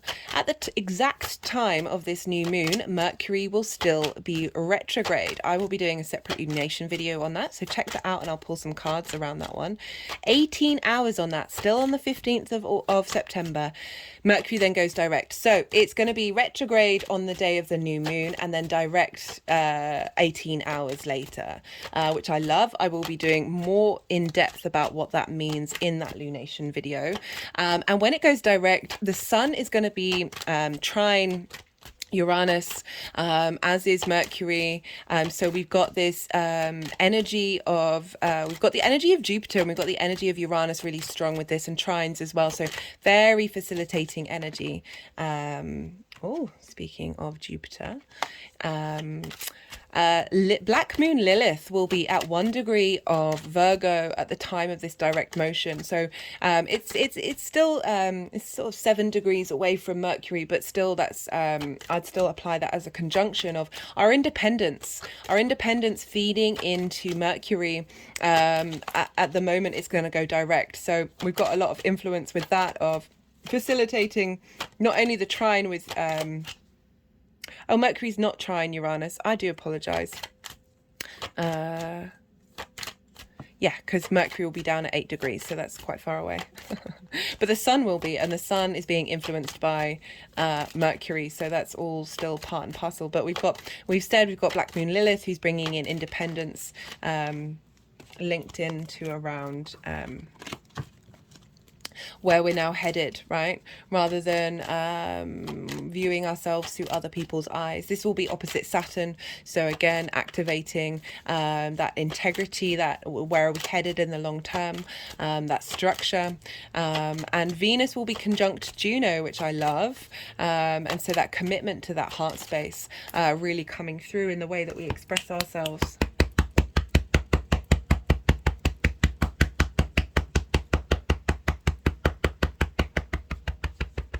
Just tapping on the heart space, just FYI. On the 30th of October, Mercury will be finally out of shadow. So this is starting that new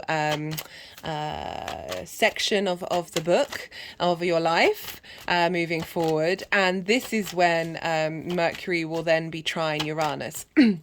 So really off the bat, we're heading forward with this elevation of the individual, of the maverick way of being, who we are and how you express yourself. This is also when Mercury is going to be opposite Neptune.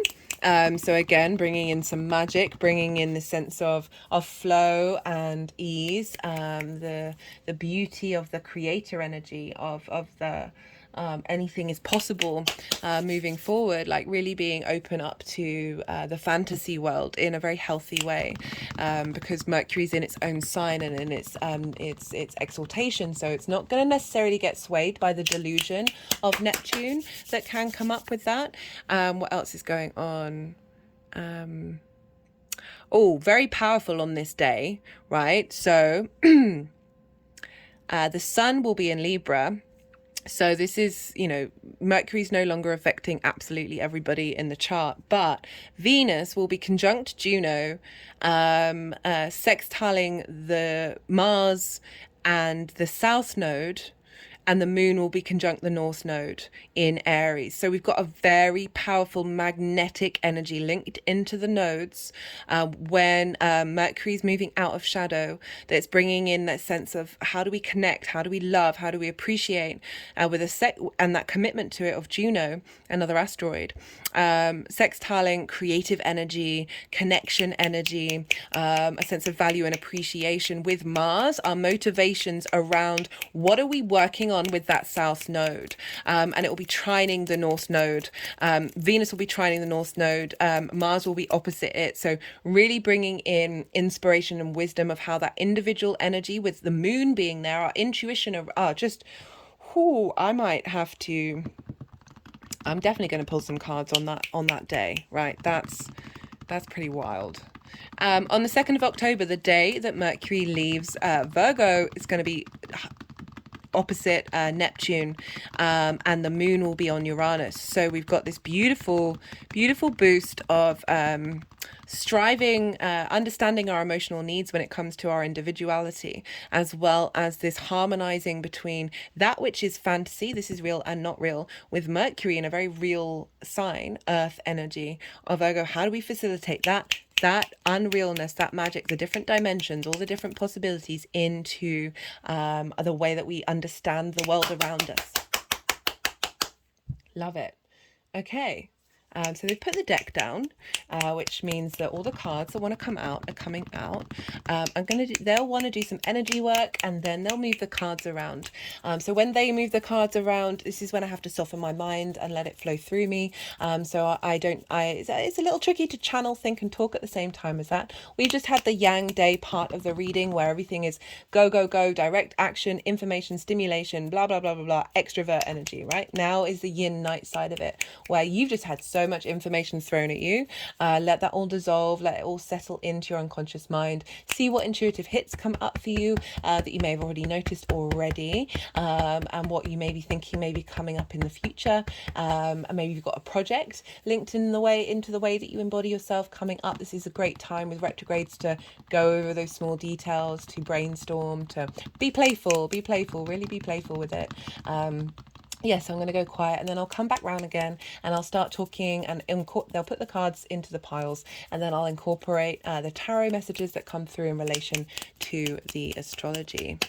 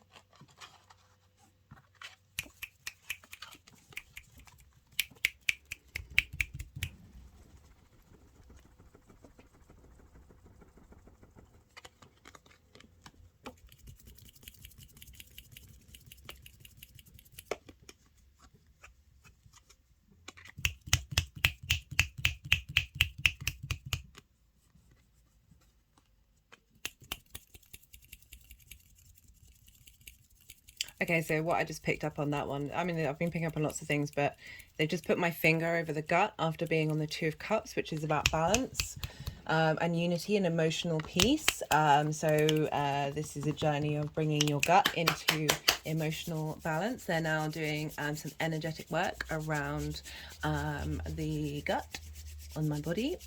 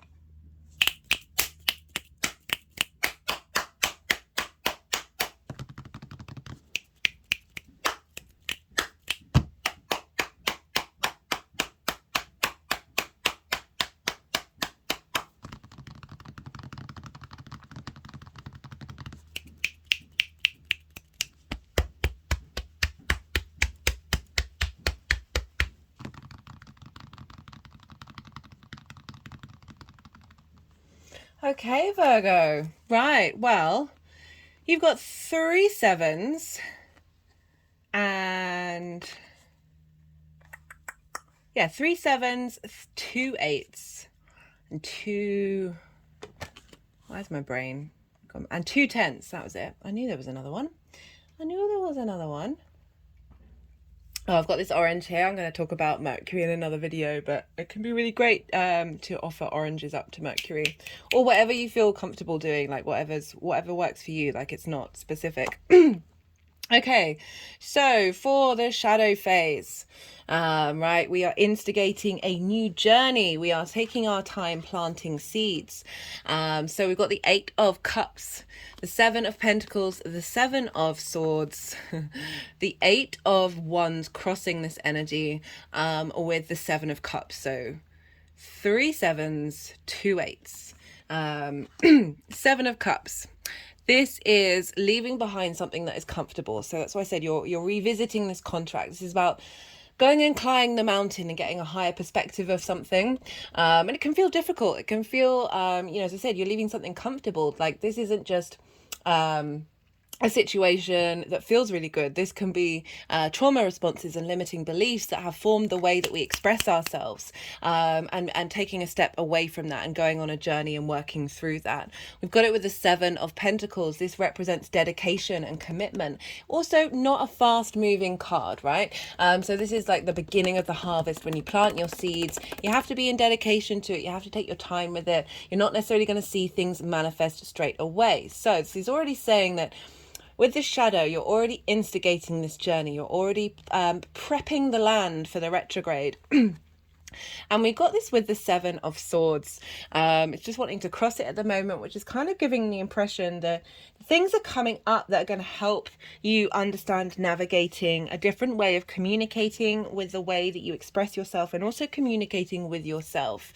And that there may be challenges that come up with this that are helping facilitate this. So Seven of Swords gets a bad rep, but look at the color of it. It's got the color of the sun. This is a good card in my mind. So this figure is taking away 5 swords.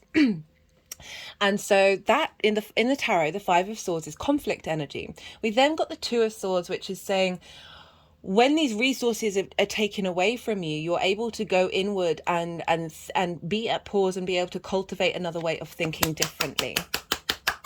You know, cultivating from a place of peace rather than a place of conflict. They're just clicking around my head, up to the crown chakra, to the back of my neck, to the top of my forehead, and back around again. So all the way around the hairline, basically, where the mind is. And then now around the throat chakra and to the heart chakra. And so it's also with the 8 of Wands, which is crossing it. The 8 of Wands is one of the fastest cards in the deck. With this cross, I'm getting 2 messages with it. One, okay, things aren't going to move quickly, right? We're dealing with a retrograde here. But also the fact that it's both an external and internal journey of where this shift is happening. It's just not happening quickly, which is understandable for the energy. Crowning this energy, we've got the 7 of Cups. So this is why I kept getting the message of playful. Right, so this is all the different facets of yourself, right? It's very sort of fantasy energy. All of this is going to be opposite Saturn and Neptune by sign in Pisces, of really being able to tap into different versions of yourself that need to be re-remembered or rediscovered, right? So I find on this journey of understanding yourself, you're actually just re-remembering the multifaceted capacity of your soul. So really asking to not block yourself up with fixed ideas.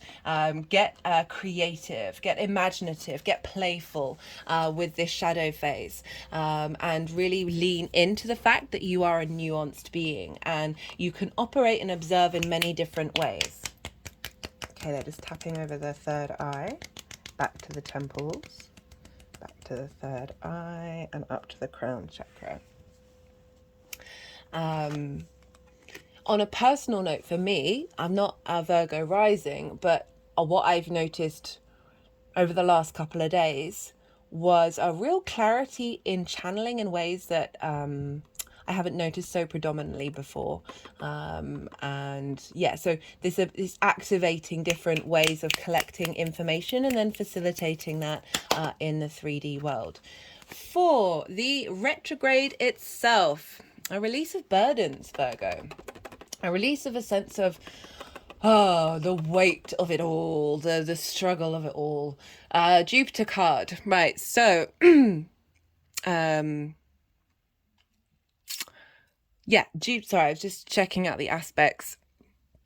And so this is the Wheel of Fortune. This is saying fate is shifting upwards. There is a change in trajectory. What was familiar and the norm is now changing.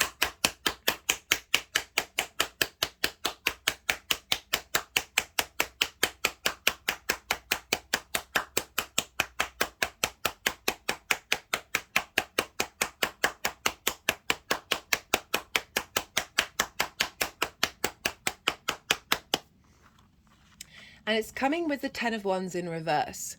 So the 10 of Wands, if you look here, there's nothing wrong with hard work, which is what this is kind of symbolizing. Like, you're putting in the effort, you're going on a journey, you're doing all the things.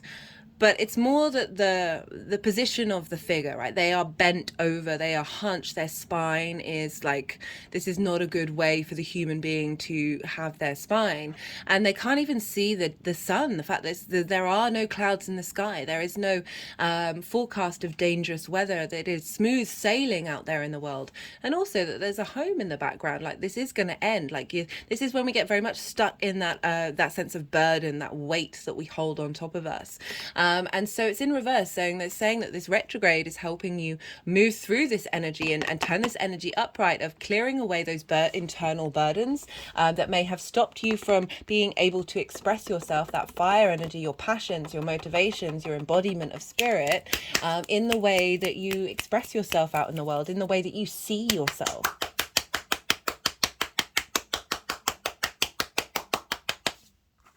Yeah, there's a real lightness coming in with that. For the direct motion, this is when, this is still kind of a shadow phase. This is when Mercury is now direct and now going back over the degrees it's going to go over, that it's already retrograded over. And so we've got the Strength card. This is the Leo card, where Venus is. She's just done a revamp of heart space with the Five of Cups in reverse. So one of the messages, as I said, that I got through with this was finding. So this is grief. This is looking at lack rather than looking at abundance, right? It's a perfectly natural experience. But they were really focusing on the figure's stomach, the digestive tract, implying that there's an imbalance with the gut, with all of us collectively, but the healthier your gut is, even if your gut's quite healthy, there's still work to be done, right? That this moving forward, we're bringing things into balance in terms of our the way that our body collects information through the gut, that communicates to the brain, that we then express ourselves. And we've got the Strength card. This is about balance. So we've got two sets of balance with that Two of Cups, and with the balance between our animal, physical, instinctive body with our cognitive higher mind. I say higher, I'm not prefacing this with any form of judgment of either, that we need both of them and we need them to be in balance. And this is done through love and kindness, right? But there's there's that strength there. There's an acknowledgement that with the acknowledgement you're multifaceted, this now working with it and bringing it together and bringing it into harmony from a higher perspective, that is facilitating a release of grief, right? A release of frustration. So not only linked into the gut, but certainly a grief around your ability to express yourself, a grief around being seen as well, right? Of your vitality, of being in that state of potentially lack, whether you're conscious of it or not, a clearing out of that and a rebalancing of that moving forward. For the energy manifesting moving forward, we have the Four of Wands, the Nine of Pentacles, and the Ten of Cups. So this is three different elements here that are all very positive, right? They're all very facilitating. This is a Virgo card. I think it's Mars in Virgo. Love this card. The Four of Wands is a celebration of the work that you've put in, the dedication that you've put in during this retrograde, whether consciously or not. It's the energy is still showing up, but when we're conscious of it, we can amplify it. And this is celebrating the harvest. This is also a commitment card. It can often be linked into marriage, and I feel like this is a commitment to yourself with a new contract that you're signing that is bringing in emotional enlightenment. Right? So this is, the Nine of Pentacles is very, very independent energy. This ability to take the actions you need to take in order to facilitate your space of abundance, however that looks for you moving forward. Right? So this, it's not about being selfish. It's not about being rude. This is about acknowledging you are here to embody your experience, and through your expression of your independence, you are fulfilling your sense of abundance. But it's also sort of like that long-term competence and confidence in moving through the 3D world. With the Ten of Cups, right, this is emotional commitment. contentment, right? There's a nuclear family here. That's not for everybody, right? We're not dealing with the family space in the first house. This is you, right? Feeling this sense of contentment in every area of your life, of how you embody yourself, right? How do you express yourself? A reason why I say enlightenment is this is the only rainbow in the tarot, right? Rainbows have a lot of esoteric influence, symbology. But I always link it into the chakra body, right? We've got another rainbow here, right? Very appropriate, Virgo, that you've come up with the rainbow. That when light is refracted, it forms the colors of the chakras, of like having these in alignment. Like these are wheels as well. Like chakra is a name for a wheel, for wheel in Sanskrit. The sense of this vortex, this turning of vortexes that we have in our energetic light body, that, you know, this is for you, Virgo rising, the house of your body, right? Bringing that into alignment, and all those chakras being in this state of flow with one another, which is fulfilling your emotional space, which is where that sort of, you know, enlightenment's a big word, but it's an easy word to tap into, to sort of let you know how that's manifesting. Like, it doesn't mean that everything's going to go right in your life, but you're certainly able to move through it and embody your sense of self, your soul, and be in alignment with your body in a way that is facilitating sort of long-term abundance in the actions that you're taking. Okay, I'm going to pull some clarification cards, confirmation cards, and potentially new messages coming through. All the decks are in the description box. This is the numerology deck. Let's see what wants to come through for Virgo for this Mercury retrograde. What's showing up for Virgo?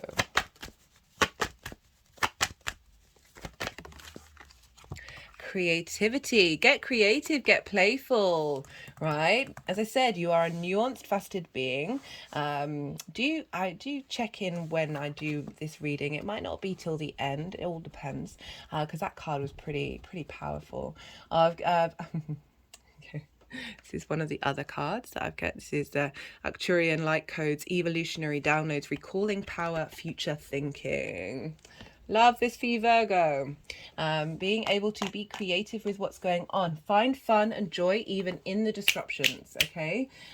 Realize that you are fluid, you are mutable, you are very adaptable. Even the core principles within you are able to flow and move with time.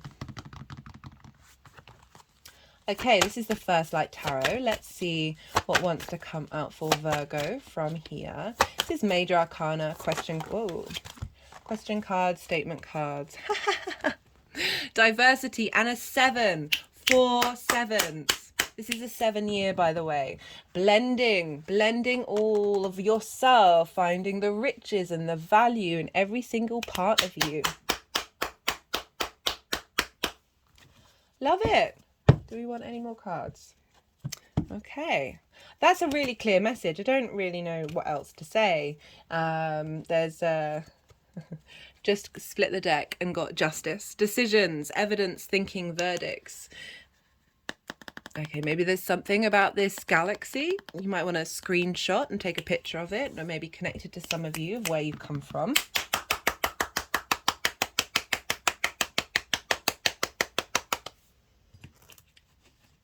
Right, Virgo. Split the deck with this one. Effort. Yeah, this takes work, right? It's a good thing. It's not a bad thing. But the end results, yeah, it's great. Really enjoying this reading, Virgo. Okay, I'm going to leave it at that. I could keep on going. I know what I'm like. I hope this resonated. If it did, there are things you can do. This is a growing channel.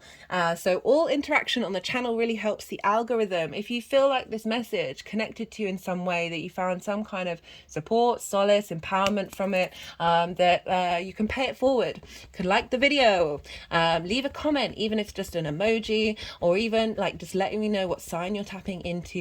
Personally, I love to hear from you, so if you talk to me about your astro weather and how it's showing up for you, I will get back to you because I love it. Subscribing, hello new viewers and welcome. Watching this video till the end, even if it's on mute, as well as sharing, all of that stuff, lots of good stuff, but only do so if you feel so inclined. No expectations here from me. Be good to yourself, Virgo. Be good to those around you. I'm excited for you, Virgo. This is a great transit, especially as it's your ruler, right? This is powerful stuff. Okay, be good to yourselves, Virgo. Be good to those around you. And most importantly, be well until we meet again. Leo rising. How you doing, Leo?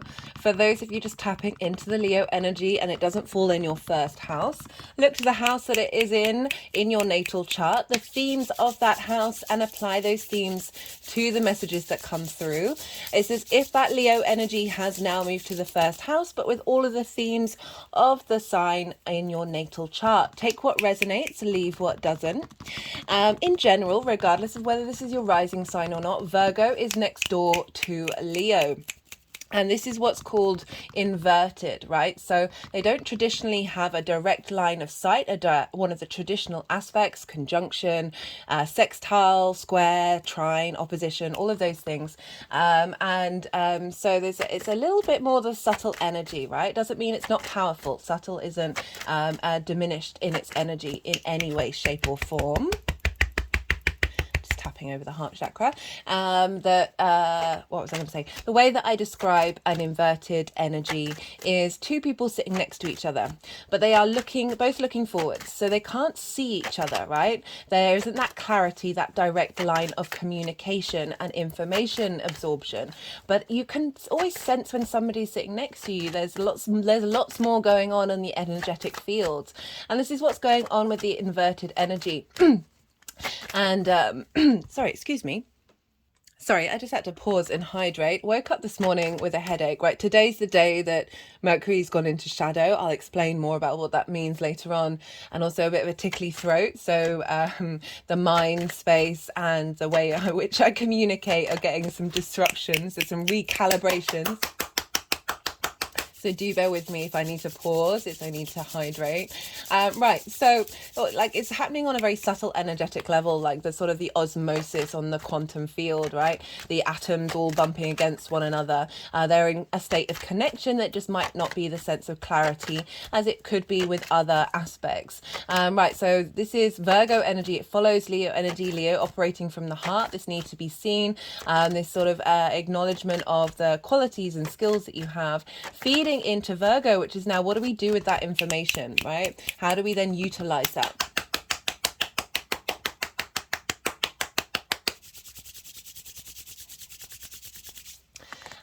Right, for Leo risings, this is all happening. This Mercury retrograde is happening in your second house. This is the house of your resources, the tools you have in order to make your money, how you manifest. It's the things that you value and also how you value yourself. You're getting an upgrade here, a rejigging in how you communicate and collect information and understand the tools that you have. Understand how you value yourself from a very deep level and how you communicate that with yourself. We have had Mercury's retrogrades in Virgos a couple of times over in the recent past, but they've always been like either involving Libra or Leo, right? This is the first one in a while where it's fully in the sign of Virgo, and it's also the first Virgo retrograde with Mercury with Saturn opposing it in the last 30 years. So this is a big new shift, right, for us all collectively. And this Mercury retrograde, sorry, I do, like my words have been a bit blah, blah, blah, blah, blah, blah. I'm really kind of embodying the Mercury retrograde today. You got to laugh, right? You have to laugh. One of the cards that came up that I'll be reading for in one of the introductions was the comic, and it cracked me up because sometimes we can get really frustrated by what's going on with retrogrades, but rather than being like, oh my God, what's going on? This is so difficult. Just laugh, just find some joy in it, realize that it's all part of the process. And it's a human experience that we're here to experience all of the things.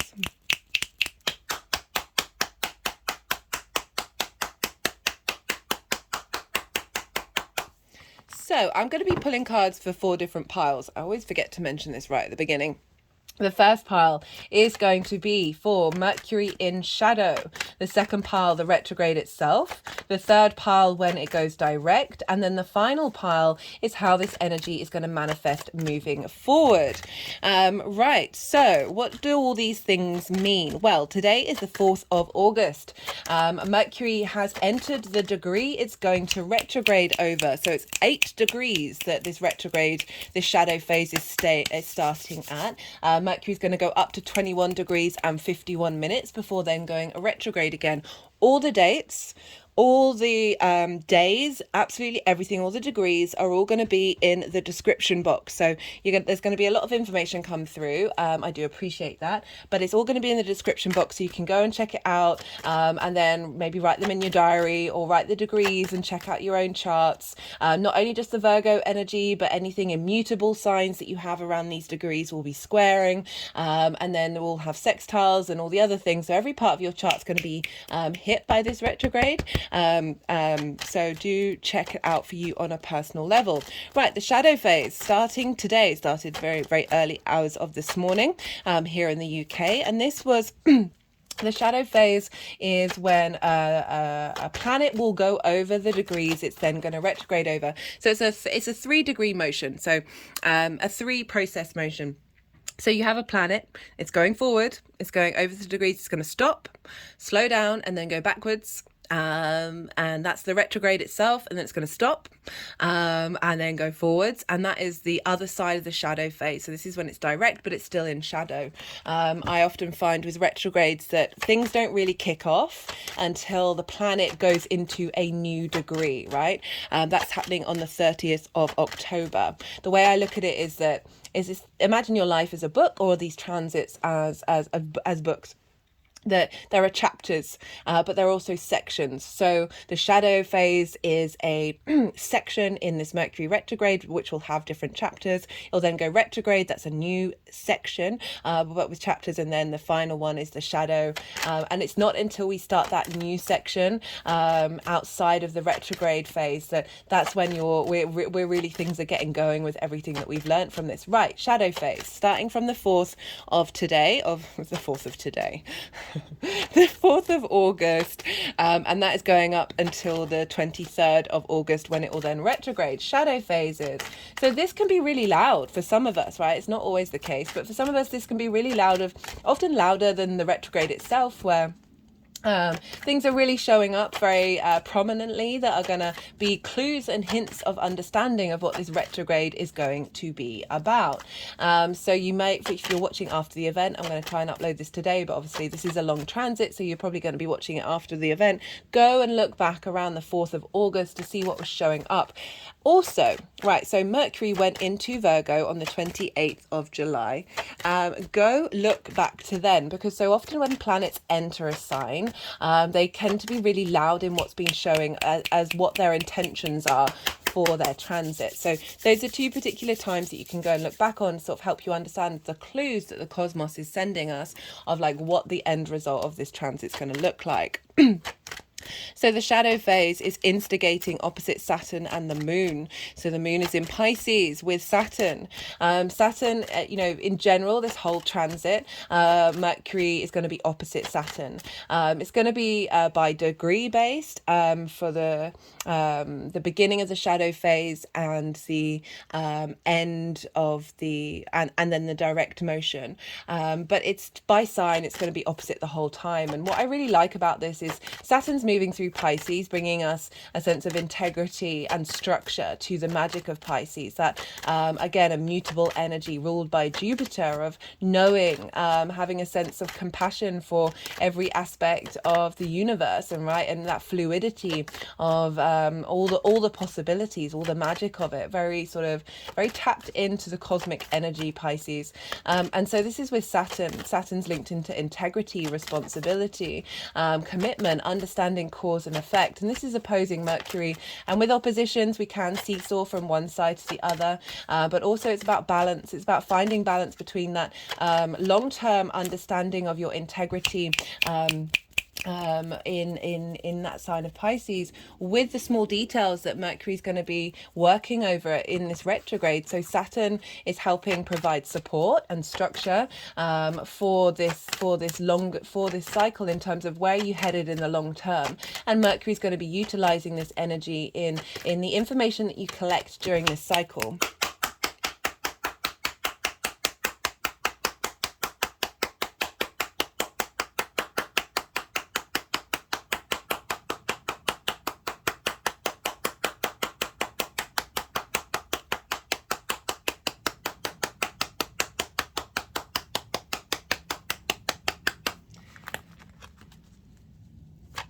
This can bring up a sense of limitations and restrictions, that are facilitating your understanding of how you value yourself and the tools that you have. That's a possibility with an opposition. Saturn is over for you, Leo risings, in your 8th house of your give and take between you and the outside world. This is bigger money. This is inheritance, 3D and cosmic inheritance. It's the interchange, the give and receive of time, money, things, ideas, with the outside world, as well as with the 5D, right? So it's not only just the 3D, it's the 5D too. This is a house of transformation. So there may be restrictions around the resources that you feel like are from the outside world, as well as instigating a deep sense of integrity to the resources that are coming through. So they're just moving around the temples. They did this with Virgo. They were doing a lot of energetic work around the mind. Now up to the 3rd eye and up to the crown. Hands are open as if receiving energy from the cosmos into the 3rd eye. And now they've moved to the throat, into the heart chakra, and to the digestive gut, right? So Virgo rules the digestive tract. This is where our bigger brain is. We need that in alignment. I'm going to be talking more about that in one of the introductions. If you didn't watch today's introduction, that was a collective reading about this Mercury retrograde for us all. That was really lovely. Just generally like helping us facilitate and feeling good in the 3D world. So as I said, you're getting a revamp here, right? With the integrity of Saturn providing support for you in, I just always forget to do this. Right, I'm going to move this down so you can see what's going on with the cards. Providing support and a sense of structure to the direction that Mercury is going to be going in. Like Saturn really wants you to walk with integrity and walk within your own power that isn't diminishing other people's. It will bring up limitations in order to help you question what your boundaries are and get to the core of who you are. And I really like this combination with Mercury of saying Mercury's coming through and saying, okay, right, where are we figuring this all out? Where are we streamlining? Where are we making sure we're bringing that longer term trajectory into this revamp? Okay, so this is the tools in which you make your money, right? So this is a strong revamp in the house of how you value yourself and the things that you care about, and Saturn can help get rid of the superfluous energy, like transform that into something more meaningful. And Mercury's facilitating that with breaking down of things that haven't been working, right? So that's the shadow phase. I'm going to go through like all the main aspects that Mercury's going to be making in its journey, but I just want to talk about the 3 phases first. So then we go on to the retrograde, and this is happening on the 23rd of August. And this is when Mercury stations and then moves backwards. So retrogrades, what are they? It's a time for hindsight. So hindsight is a wonderful thing, and retrogrades give us an opportunity to tap into that, of being able to look back to the past and understand what the situations may be and get a chance to go back over that. So it's a sense of revising, right? The way that I look at it is like it's really helpful to if you're learning something, right? If you're exploring something, a construct, an idea, reading a book, listening to a lecture, whatever it is, going into a situation for the first time, we tend to be in learning mode. We're processing all that information. It can get quite overwhelming. We're not able to like look to the nuances because we're just downloading this new stimulus, right? So that's when a planet goes over the degrees, and then when it goes back over, we're rereading that book, we're rewatching that lecture, lecture, we're rereading, we're re-going into a situation that was previously novel. And we have a little bit more comfort because we're already familiar with this energy. We're already familiar with what's going on here. And then that's when we start contemplating rather than learning. So that's when we start engaging with it in a more a space that's linked into how you see this, how you see it, being able to see the small details, work out what actually works for you, figure out I'll be able to think outside, colour outside the lines with the information. Oh, sorry, a postman. Sorry about that, Leo. Some messages got delivered. Love it when the postman shows up. Right, so this retrograde, right, so this is, again, like you've read the book already, and now you've got an understanding of it, so now you get to contemplate outside of the lines of the information that's coming in. You get to navigate and work with it. And so, yes, there may be difficulties, yes, there may be frustrations, but this is all helping you get deeper and have a deeper understanding of the skills that you have, connection to skills that you may have, like in your soul space, that haven't been as accessible as they have been in the past. Right, retrogrades are, so with direct motion planets, it's very sort of straightforward of moving forward. Now with a retrograde, they often reroute us. So rather than when a direct situation may have happened, and okay, right, let me words. I do apologize. This retrograde is already having an effect. Oh, let's blame it on the retrograde, eh?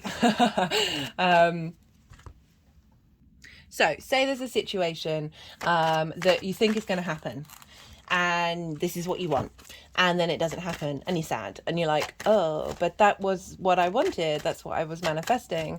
And then because of the things not happening, you know, the universe and energy is very complex, right? Like we don't know what's going on the whole time. This with retrogrades, this is when we get rerouted, right, to a situation that's actually serving you on a higher level. So as I said, like even if there's frustrations and restrictions and not being able to say your words properly, that not being able to communicate properly, that these are all reinstigating pathways and neurons. They're breaking up old traditional ways of engaging with thought processes and how we collect information and how we then utilize it, right? We're revamping this area of our lives in order to facilitate and move with more ease and more flow and be able to bring things into manifestation in the 3D world that is coming from a healing space. So the retrograde motion, we're going back over old territory. And very interestingly, Jupiter's playing a big part in this transit to and Jupiter's over in Taurus. So we're reevaluating, right? You're maybe refining your skills.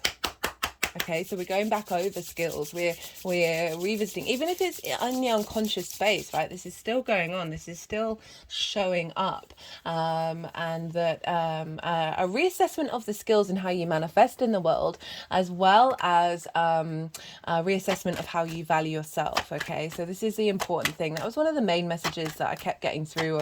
With this retrograde, it's like Virgo can be very judgmental and very self-critical, and that can really block us. I mean, it's being in observation and being able to see things that may not be working is a wonderful skill, but it can go to extremes. With all the signs, there are extremes, okay? And that is one of the things with Virgo. And the message that came through with that collective reading in part 1 was really powerful, of like, we're being held and we're really being supported in order to be able to really embody that Empress energy in our lives, right? So what else did I want to say? This can be the ability to bring in resources, okay? So through this understanding of your skills, being able to manifest and bring in more money from that, there may be, this could be through that deeper understanding of what skills you have, you're able to then communicate that better at the end of it, and provide more resources for yourself. So we're really sort of leveling up and mastering the skills that you have. all the usual things in terms of the retrograde. So miscommunications, messages going missing, electronic devices not necessarily working in the way that you would like them to. These things can happen. It all depends on your chart. It all depends on your chart. Also, like there's, always said, like, be mindful of signing contracts. I talked about this in the Virgo reading, and it was then I got a channeled hit come through from that. It's like this Mercury transit is reassessing the contracts that we've made, our soul contracts that we've made up until this point. And so, like, we've got the contract, right? And now we're going through the clauses and figuring out what actually works for us, what actually is facilitating our existence. And now we're able to transmute that energy of that which hasn't worked into something that does.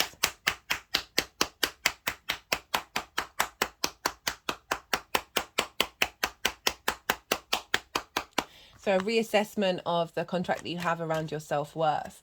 And the reason why I focus on how you value yourself is because all those other things sort of ripple out from that. If we don't value ourselves from a deep intuitive space that's based on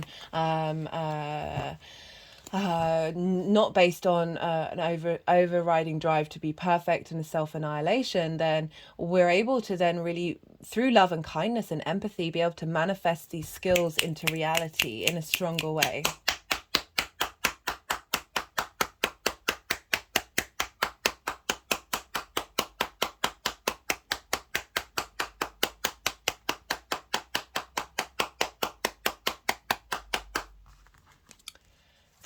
Then Mercury will get back to 8 degrees and will then stop and then start moving forward. So by this point, Mercury has now moved from being the evening star, which is more about looking backwards. There's a softer energy to it, a sort of an observational energy, to the morning star. So this is when Mercury moves from rising in the evening to rising in the morning.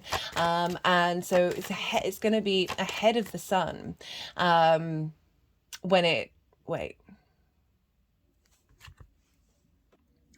Yeah, so it's not ahead of the sun in terms of where it is in degrees. It's different. There's a little flip reversal with the way it shows up in the physical world, but it will still be so it'll be the earlier degrees of Virgo, while the sun will be heading into Libra. But in terms of how we visualize it and see it in our 3D realm, the Mercury will be rising in the morning before the sun. So it's that element of rising rather than where it is in the zodiac. And this is when we're looking forward, we're looking ahead. And so when Mercury's direct, this is the fully embodiment of Mercury being that morning star of, after everything that we've learned, how are we now instigating and integrating that with a more forward motion. And so we're going to be going back over those degrees again with an eye to the future rather than an eye to the past. And so that will then finish on the 30th of October. And so this is when Mercury then moves into a different space that it hasn't retrograded over. And this is really going to mark the time when things start to kick off, with all this revisiting and revising and this reevaluating your skill set and your values and your resources. So this might be, with the retrograde, maybe having time of you figuring out, okay, what do you want to spend your money on? What's important to you, right? What resources do you have? How can you optimize them? And perhaps bringing in new resources as well. Oh, postman again. Sorry about that, Leo. It was somebody for next door. So again, messages not quite going where they needed to go. Right, what was I talking about? Yeah, so out of shadow on the 30th of October, that's when things probably are really going to start to kick off. Right, let me go back in time and go back to the beginning of this transit. Mercury entered Virgo on the 28th of July, as I said. Go check out that time, because it can really show up, as I said, planets can really show up quite loudly then of what their whole transit's going to be. Now, today is the 4th of August, so this is the shadow phase. As I said, this is opposite Saturn and the moon, so we're getting a lot of intuitive hits about from the cosmos about what it is that we're going to be focusing on and moving forward with, and what's getting activated with Saturn, which really wants to provide you the foundations to help you move through this world and understand your cause and effect, and the integrity in which you move with. And this is important. As I said, this is 30 years since we've had this Saturn Mercury opposition in Virgo and Pisces, so this is really marking a whole new growth spark in the way that we understand how we communicate and how we engage with information that, as I said, is facilitating this 3D existence, right? Saturn's very much linked into the real. It's the last visible planet to the naked eye, but it also this acknowledgement of the other side of that, especially being in Pisces. On the 9th or the 10th, depending on where you live, we're going to have an exact trine with Jupiter. That trine is still present right now in the beginning of the shadow phase. And so there's Jupiter over in your 10th house of your career, your life purpose, how the big outside world sees you.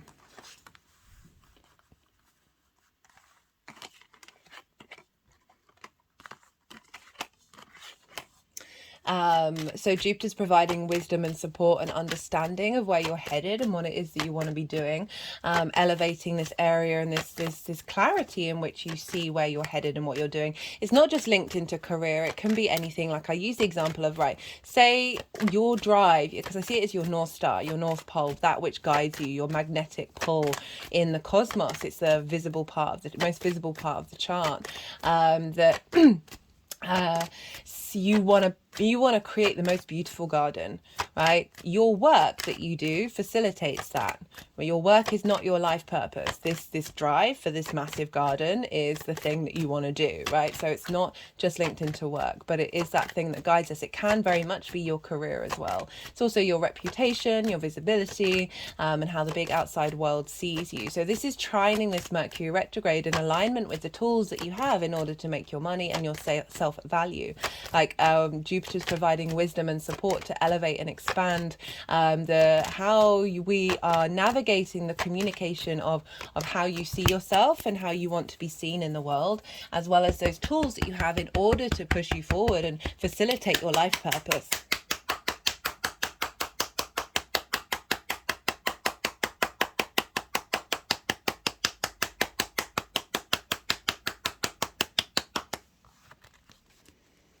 And then on the 9th and 10th, we have it exactly. So something might be a bit more concrete and show up around that time. If it's after the event, don't worry. You're not missing out on the energy. You know, I always say, like, I interact with people, obviously, who don't work with astrology, don't know their own astrology. And they'll tell me about their lives and I'll know their charts. It's just showing up very apparently.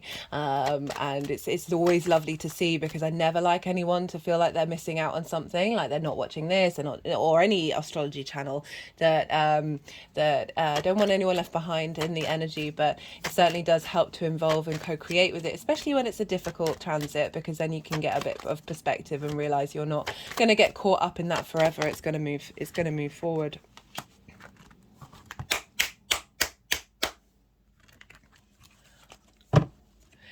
On the 16th of August, we're going to have a new moon in Leo. The reason why I mention this is because on that day, I will be doing cards for that.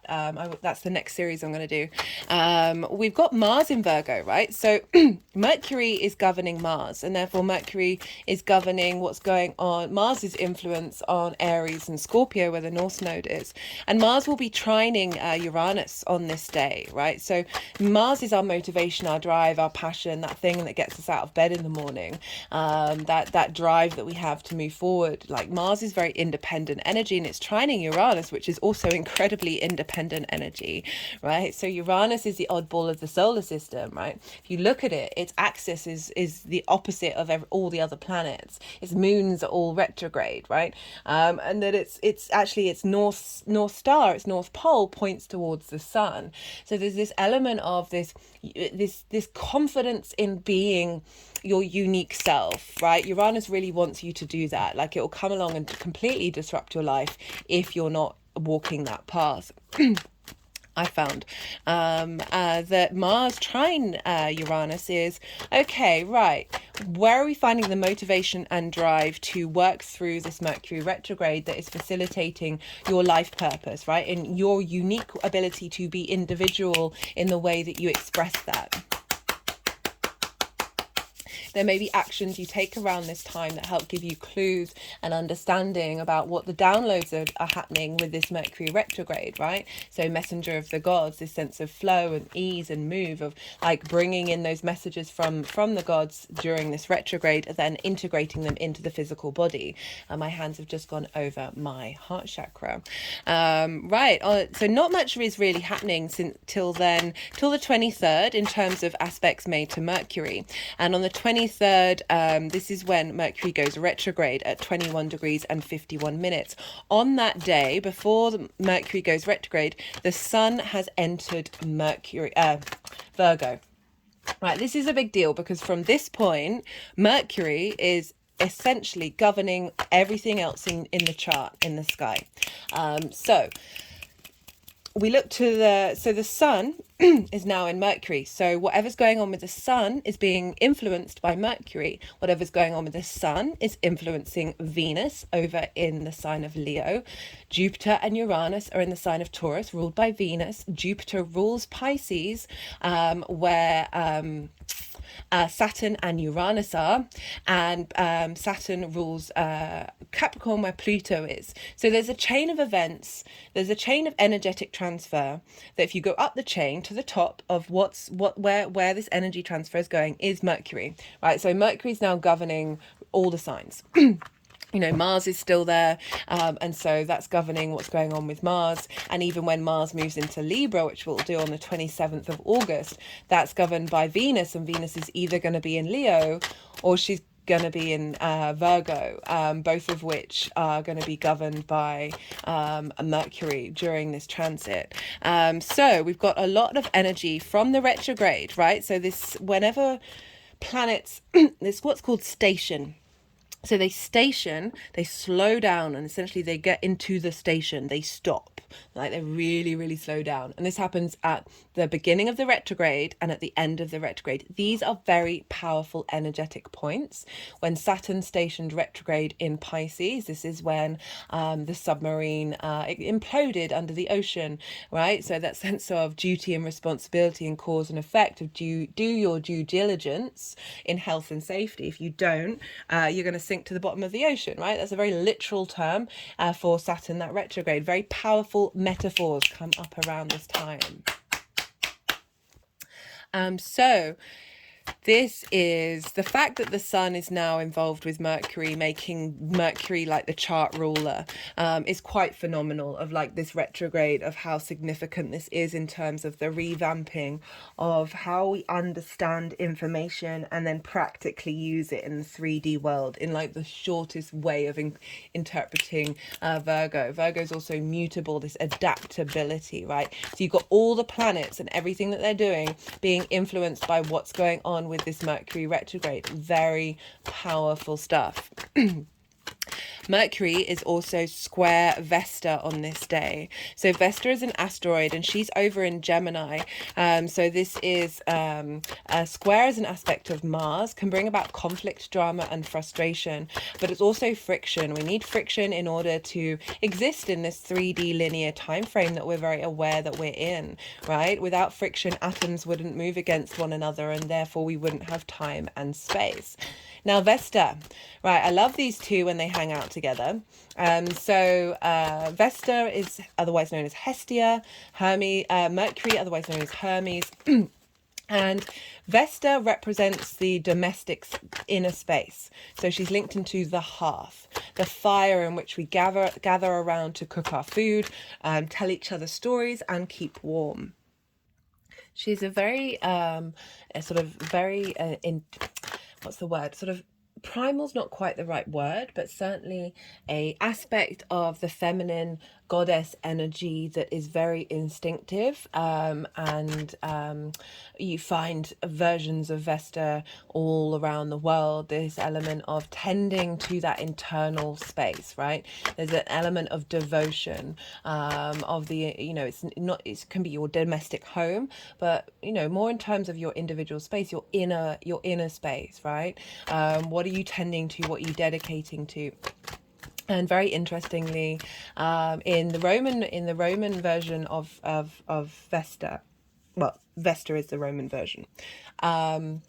There were the Vestal Virgins, and this was a group of women who would dedicate themselves to tending to Rome's flame, right? So there was this flame, this candle, this that they would tend to, and there was always worry that if that flame went out, that's when the Roman Empire would fall. So this acknowledgement of tending to that spirit energy within you, like fire is very much linked into spirit, linked into creation energy. It has the possibility to nourish and transform as well as destroy. It also, the Vestal Virgins, the temple that they were in, contracts would be left there, wills, contracts between two people, in order for them to not be tampered with. So there was an element of purity, of keeping things in sanctity. There was an element of devotion to making sure things weren't distorted.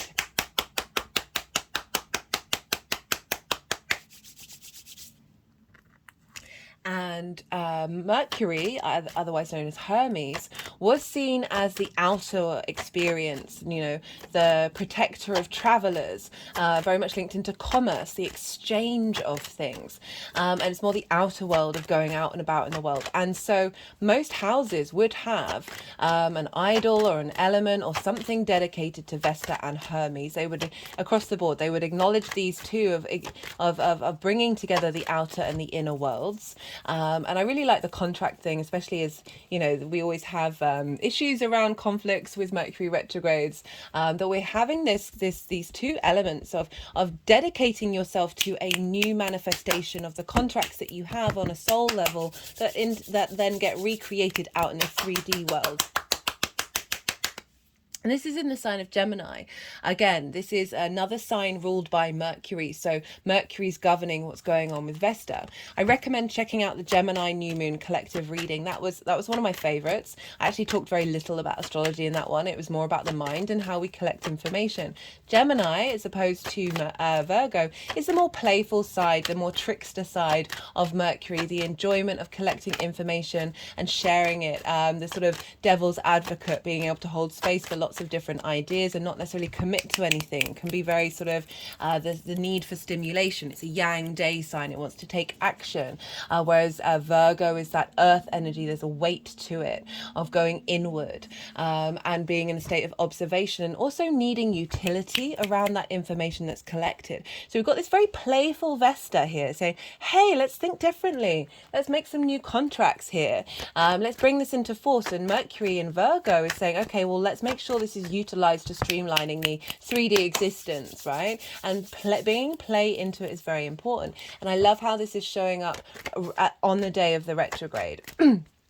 And you have Gemini in your 11th house. This is hopes and dreams, friends, groups and alliances, reaping the benefits from your 10th house. So say there's been limiting beliefs and trauma responses around how you make your money and the kind of money that you bring in, and whether you've been visible in your 10th house, right? This square feels like it's a revamp and a clearing out of those old contracts, a working through them and shifting that energy so it's more in alignment with you being able to be your individual self walking through this 3D world with that Empress energy that came up in the collective reading, of feeling good about that and being able to have confidence and a sense of commitment as well of with that revamp in the new contract coming in, that we're then going to be going back over. We're going to be revisiting all the details of that.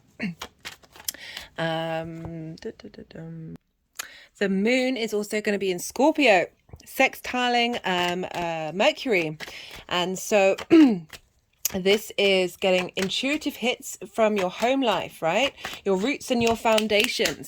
Fourth house for you, Leo risings, is in, Scorpio for you, Leo risings, is in the fourth house. This is your roots, your foundations. They're sort of tapping over my gut right now. Maybe linked into rebooting your intuition.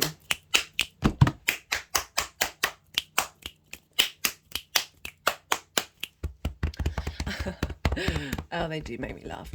Rebooting your intuition, because, you know, this is one of the skills that you have, is you be able to use that intuition from that gut space, like follow your gut. And if you've had that out of whack for a while, that this moon being in your fourth house, right? Scorpio, the intensity of transformation, right? Of getting to the root of something, the depths of something. This is your roots and foundations, but it's your ancestors, it's your lineage, it's your parents, it's your roof over your head. So this can be it's a sextile, creative, inspirational energy. A sense of connection and harmony, a value and appreciation from the roots and foundations of who you are. Ancestors feeding up and saying, hey, we're going to help sort out the gut, right? We're going to help sort out that intuition, because it's also squaring your Leo energy, right? So for Leo risings, where your ascendant is, this moon is going to square that. So it's going to bring things into manifestation, into your physical body of that ascendant, that is facilitating these skills being opened up and revamped. Linked into your intuition, because we're dealing with the moon, and your emotional needs and how they are facilitated, like being able to feel complete in and understanding your skills from a very grounded space, a very foundational space that is facilitating how you are able to nourish yourself and therefore nourish others. And that's a really important thing in the skills that we have in order to make our money, of like providing that nourishment. All of this is in the description box. I know it's a lot, right? I get it. This will also be trining Uranus, right? So whereas before, at the beginning of Shadow, we had a trine with Jupiter, now we've got a trine with Uranus. And so this is, again, in your 10th house. We've got trines between Uranus and Jupiter with Mercury this whole time, as well as the opposition with Saturn and Neptune over in Pisces. So we've got a lot of the outer planets having a big impact on this Mercury retrograde. Trines are an aspect of Jupiter wanting to provide wisdom and elevation. Uranus, as I said, very independent energy, very maverick energy, being able to think outside of the lines, right? You know, go against the grain of what is normal in terms of like where you're headed and what you're wanted. So you're really establishing at the beginning of this retrograde a redevelopment of your ability to be your unique self in the way that you express your tools and how you value yourself. Mars is also kind of involved. Mars is over at 27 degrees. Mercury will be at 21, and that will be playing a role in your motivation and drive, because that's adding on that trine, because we've also got that opposition, as I said, to Neptune, which is bringing the fantasy into reality, essentially, bringing in the magic into our reality. And then we've got Pluto over in Capricorn in your house of work. So this is a real big activation for work, okay? Like the sort of the resources that you have and how you utilize them. So whereas the second house are the skills that you have in order to make your money, the sixth house is the lens in which they're expressed. So this is Capricorn energy. So there's a level of commitment and sort of legacy energy with that. And Pluto's there. So we've got this trine, this grand trine with everybody, with facilitating wisdom and expansion and elevation, with how you embody yourself in the world in terms of that sort of pentacle energy, that work energy, that 3D energy. And that Pluto with Mercury with Uranus is uncovering skills and talents, bringing them to the forefront. This transformation of magnetism and power in the way that you're able to understand how to use your skills, resources coming in as well in the way that you then embody it in your work, that is facilitating this journey of like where are you headed and what you're doing in this unique way, on this unique path, and being able to share that with others.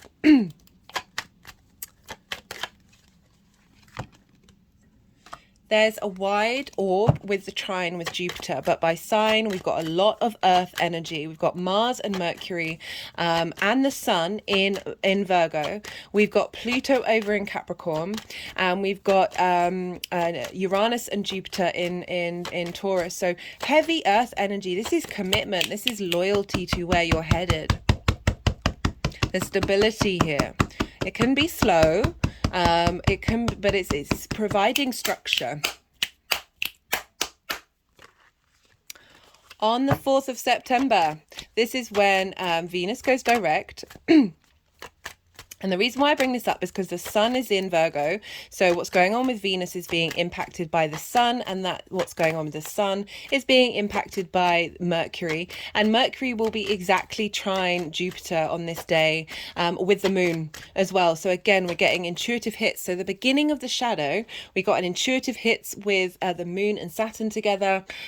We've got intuition coming in on the day of the retrograde, and then 2 days before the Cazimi with the Sun, we've got the Moon feeding information of how to feel good in the 3D world, how your needs are being met, your intuition in terms of where you're headed and what your life purpose is, feeding into the wisdom of Jupiter and expanding that and elevating that. And that is all that is feeding into Mercury, right? And providing a sense of cohesion in terms of your life purpose and the skills that you have and how you value yourself, most importantly. On the 6th of September, so 2 days after that, we've got the Cazimi with the Sun. So whenever planets conjunct the Sun, this is called a Cazimi. This is when we get downloads, whether we're conscious of them or not, from the Sun, the vision, the center of our solar system, the sense of clarity, vision, animation, direction that we're headed in, right? So this is the midpoint of the retrograde.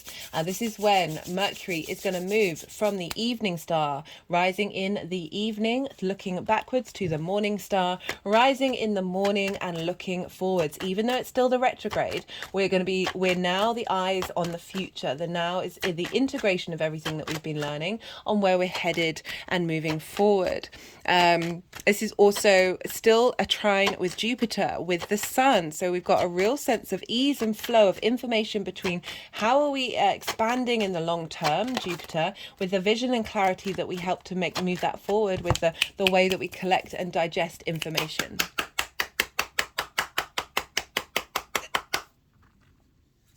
On the 15th of September, we're going to have a new moon in Virgo. And when the new moon is exact, Mercury's still going to be retrograde.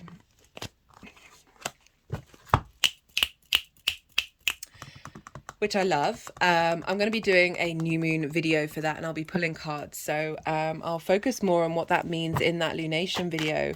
But I just find it really interesting that new moon is starting a new cycle with Virgo, in that Virgo era of your life, with all the wisdom of that retrograde, right? So Mercury in retrograde people, they're super intelligent, right? You go across, Steve Jobs was Mercury retrograde. There's lots of other people as well, but there's this ability to communicate on a very nuanced way, right? Nuanced, detailed way.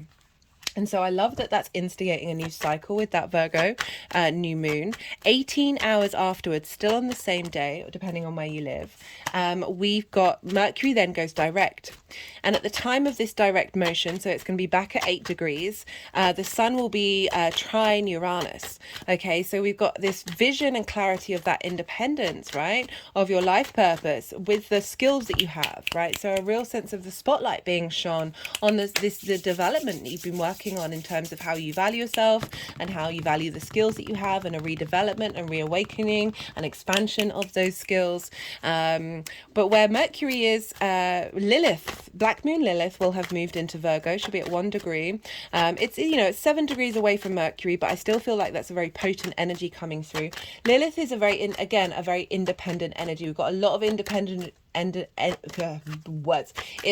energy rocking up with this Virgo transit, and so that's feeding into Mercury at the beginning of its direct motion of really finding the freedom to move through your life with the resources that you have that are facilitating your freedom, right? Facilitating your ability to not be codependent in a negative way that's draining, that you don't feel like you have agency in your life. You don't feel like you can guide your life, okay? And this is all opposite Saturn. And so again, that's a reboost of Saturn saying, hey, how do we get these structures firm now? And how do we bring this into reality with this opposition? We've also got Venus conjunct Juno at the time, which I just wanted to mention because this is lovely, and it's going to crop up later on as well. So Venus conjunct Juno, she's now direct, but she's not out of shadow yet. That there's a commitment to your heart space, right, and how you embody this with this development of your skills and your resources and how you value yourself on a deep level. On the 30th of October, this is when Mercury is finally out of shadow. This is when it's entering that new section in the book. And as on the day of this, right? So we're going to have a trine with Uranus. So Uranus and Jupiter are playing a really big role in a lot of this transit. Trines, right? They want to provide support, right? There's an ease, there's a free-flowing information. So now off the bat, when you're starting this new energy, this is when we've got a trine with Uranus. This is... This is, as I said, that ability to think in different ways that are providing support for you to move through the world without feeling like you've got to second guess yourself. You've got to be too critical, right? Uranus isn't about that. Uranus wants to support you and, like enjoying yourself, warts and all, okay? And so we've got a lot of...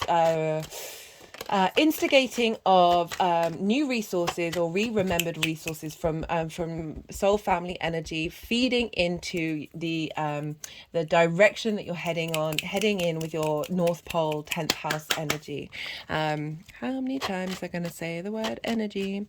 At the same time, we've got this opposition with Neptune again, like really re-instigating this, like how are we bringing the magic, the fantasy into the 3D realm, and how are we going to utilize that and facilitate that and the skills that you have in order to make your money. That can be anything. That can, like, that magic is just stuff we can't quite figure out, you know. It's also going to be trine Pluto, this re-evaluation, this regrowth, this expansion and understanding of the intensity and magnetism that you have around the way that you express yourself in your work, as well as your health and your routines. That's also part of the energy of the 6th house, and like they're now doing stuff around the gut again, of like really reinforcing this strength in your gut and your intuition. On this day, and I might do a separate little video on this one. Venus is conjunct Juno, and in Leo, and sextiling Mars and the South Node. So she's also trining the North Node. Mars and Venus rule the South and North Node. So this is pretty fated energy coming in on the day that Mercury moves into this new chapter. Not only that, the moon is conjunct the North Node in Aries. So the moon is linked into into the nodes, and so this is very powerful intuition of where we're headed as an individual, right? That Aries energy for you, it's in your 9th house. It's trining your Leo energy of how you see yourself in the world, right? So this Venus energy with Juno, commitment to your embodiment of your actions and your deeds, your character. Sextile Mars in Libra, how you finding the passions and the drives in the way that you communicate. On the South Node, how you refining that way in which you engage on a social dynamic that isn't blocking the way in which you can communicate without triggering people, right? And with the moon on the North Node, which is going to be opposite Mars, is saying let's get this in balance with our intuition of where we're headed and who we are. So that's a really powerful aspect that's happening on the day that Mercury leaves shadow. Mercury leaves Virgo on the 2nd of October. Again, this is an opposition with Neptune, so really reinforcing the next part of the journey of how do you express these skills into Libra, how do you communicate them, of bringing the unreal into reality. The moon will also be conjunct Uranus. So really, really harnessing this fact of the universe wants us to be individuals in the collective. There is no way around it. Being authentic to yourself, be authentic to your skills that you have that were always there, that may have been blocked by trauma and limiting beliefs, are allowing them to break open, break free through the understanding of you've got here today because of all the things that have happened to you, right, on a deep soul level, and finding joy and compassion in those moments. Joy has definitely been a very strong message that's come through with the collective reading, right. So that's everything that I wanted to say. That's loads of information, yeah, all of it's in the description box. I know it's a lot, but this is a long transit, so this is like for 3 months of this transit. So I'm going to keep shuffling and until they put the deck down, and then they'll want to do some energy work, and they'll also want to move the cards around into the four piles. This is when I go quiet, because we've just had the yang day side of the reading where it's all stimulation, go, direct action, more extrovert. Now this is a time of the yin night side of it, where we're letting this energy settle, right? You've just had a lot of information. We need the action and the rest. We need the day and the night. And this is the night. This is when we're resting. We're letting it all digest, letting it all settle, see what intuitive hits come up for you that are linked into your personal experience of this transit, what you may be thinking is coming up down the line, and then so they'll put the cards into different piles. I have to soften my mind, so I struggle to channel, think and talk at the same time while that's happening. If I get any intuitive hits about anything, I will mention it at the time, and then they'll put them into piles, and then I'll loop back round and I'll bring in the lovely messages from the tarot into the astrology that I've just spoken about. As I said, there's going to be 4 piles, and yeah, so I'll see you on the other side.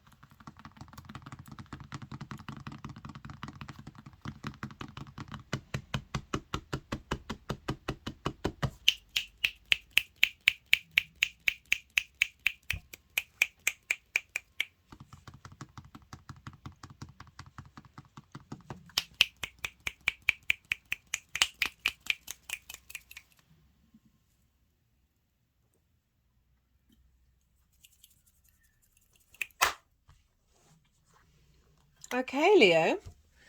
Well, okay, we've got a fair amount here. Leo, are you okay? Okay, so for this retrograde, for the shadow phase, this is what's showing up in the shadow phase. This is what we're like, clues are coming up, working through some energy. Okay, we've got, goodness me, 8 of Swords, 2 of Swords in reverse. Okay, what are they doing with that one? 8 of Swords, 5 of Swords in reverse, 5 of Wands in reverse, so 2 5s, and the 4 of Cups. So this is saying, that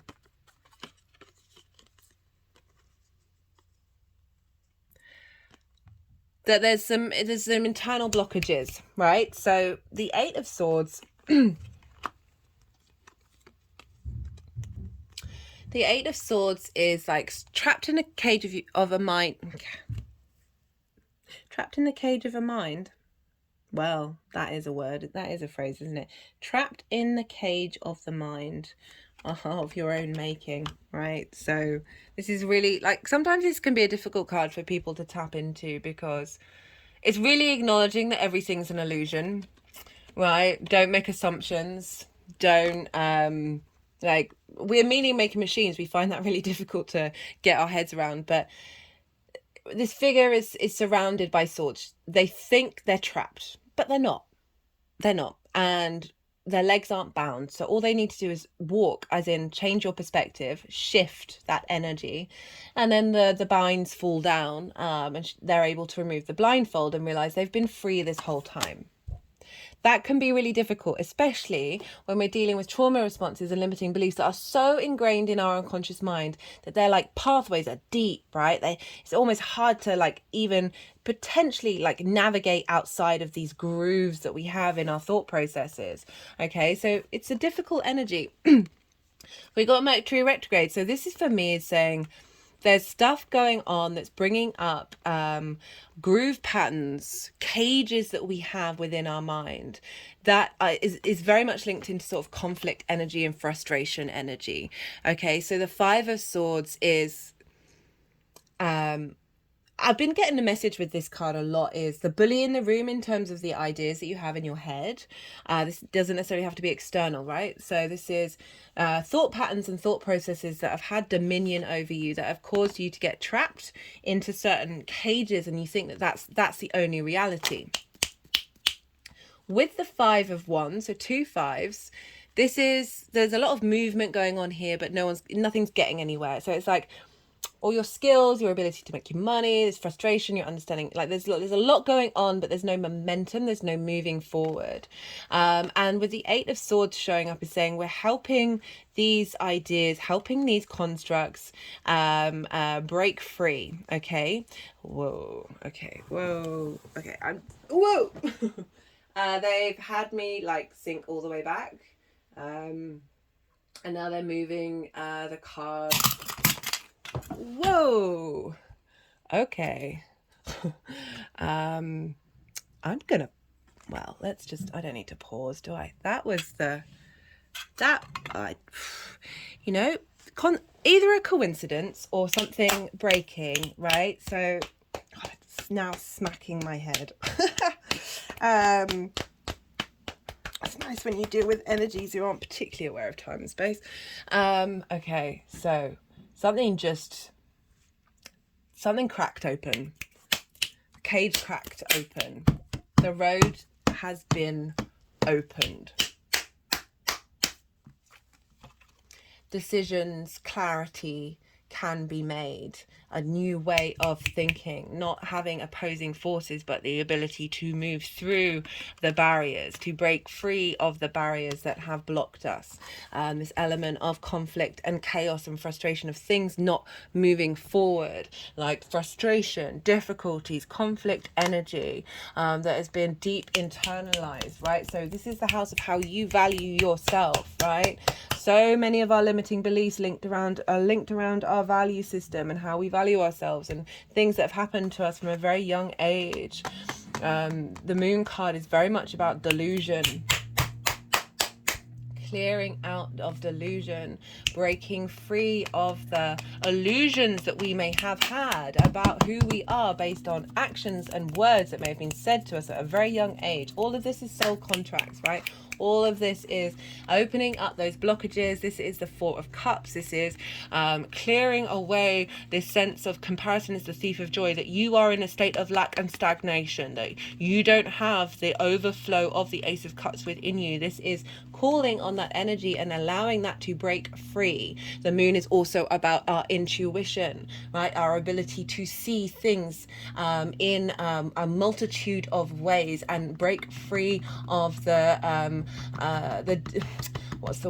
break free of traps around sensitivity. They're just tapping around the gut, which is what I wanted to actually talk about, was the fact that the intuition comes from our gut, really opening up that space and no longer blocking ourselves by energy that you may have been true in that moment of somebody else imprinting that on you. Yes, we signed up for it, but now with this Mercury retrograde, we are breaking through delusions around the lack of value that you have, delusions around the lack of understanding of your skill set that you have deep within your soul. This is the deep sensitivity of the moon. This is the Pisces energy of tapping into the resources of the cosmos that we always have within us over in the 8th house, into your ability to bring these into the 3D world with clarity, with understanding. You are nurturing a new mental headspace. Whoo! Being able to be confident and independent in the way that you express yourself with new involved passion and vitality. Leo, I'm not surprised. You've got Venus in your 1st house. This is a big revamp time for you, Leo. And that is being facilitated, that Leo energy of how you operate from a heart space and embody that into the skills that you are bringing to the table. The Ace of Wands is a yes, this is a go, this is a new change of passions, directions, motivations, ambition. But with clarity, with that Queen of Swords, right? So like, there's no nonsense here, but with that sense of, with the moon, of like being able to understand and communicate with your intuition clearly. Okay, right, that was bye candle. There we go. That's funny. Right, okay, so let's do, that was a lot. Woo! So for the retrograde, it's phase. So this is what's coming up. This is the territory you're going over. This is what's being built during this time. And then we've got the retrograde where we're reintegrating these lessons and learnings and a discovery of self.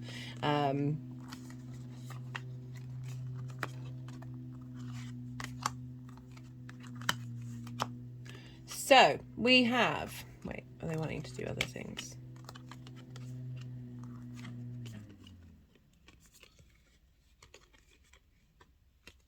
We've got the Hierophant, which you can't see. The Hierophant with the 9 of Wands and the 3 of Pentacles. With Temperance, King of Wands, the Chariot. So this is the retrograde. So Jupiter's coming along and providing wisdom and support. This is a commitment. This is going through the details. The Hierophant, it's linked into book religion, as in like studying the scripture, going over the small details in order for you to truly embody it and be able to share it with others. Okay, so this retrograde, we're going over things, we're revisiting, but it's this inner guru space that you are cultivating, this wisdom coming from not only Jupiter but also Uranus during this journey of really being able to express yourself in a way that is not only fulfilling yourself, this sense of inner peace, but also sharing that information with other people, right? Virgo in the 2nd house is very the desire to facilitate the 3D existence. Okay, so that's not only just with yourself, but it's with the situations that you find yourself in. We've got this with the 9 of Wands in reverse, so saying that this retrograde journey is bringing away conflict, right? So this is the battle war weary individual. You've stuck by your guns, but it just feels like, oh, you're never able to rest. You're never able to enjoy the 3D world.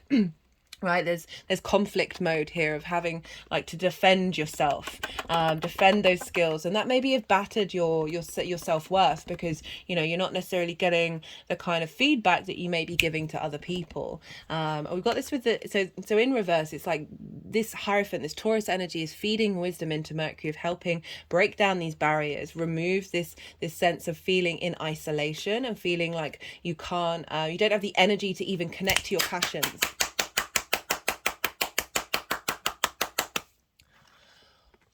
With the Three of Pentacles, so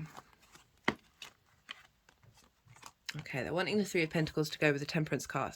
So you're working to mastery. These skills that are being revealed, these skills that are being uncovered and re-remembered. The Three of Pentacles is about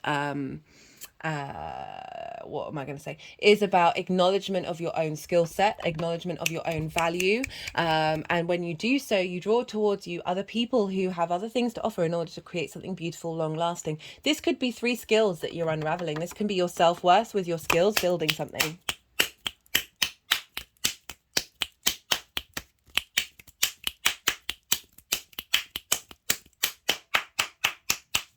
With the Temperance card, Temperance card is alchemy.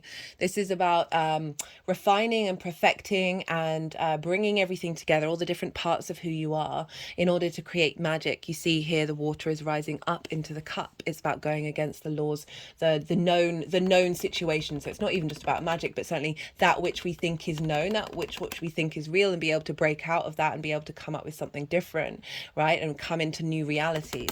And so the Temperance card, this is Sagittarius. This squares the Virgo energy. This is over in your 5th house of your creation energy, of really getting a boost, of being able to think creatively about how to look at yourself, how to look at your skills, and then really refine it over this period in order to create new things in your world, create new things in your life, whether that's magic or not. Like, you know, I think everything's magic, but you know, that's just me.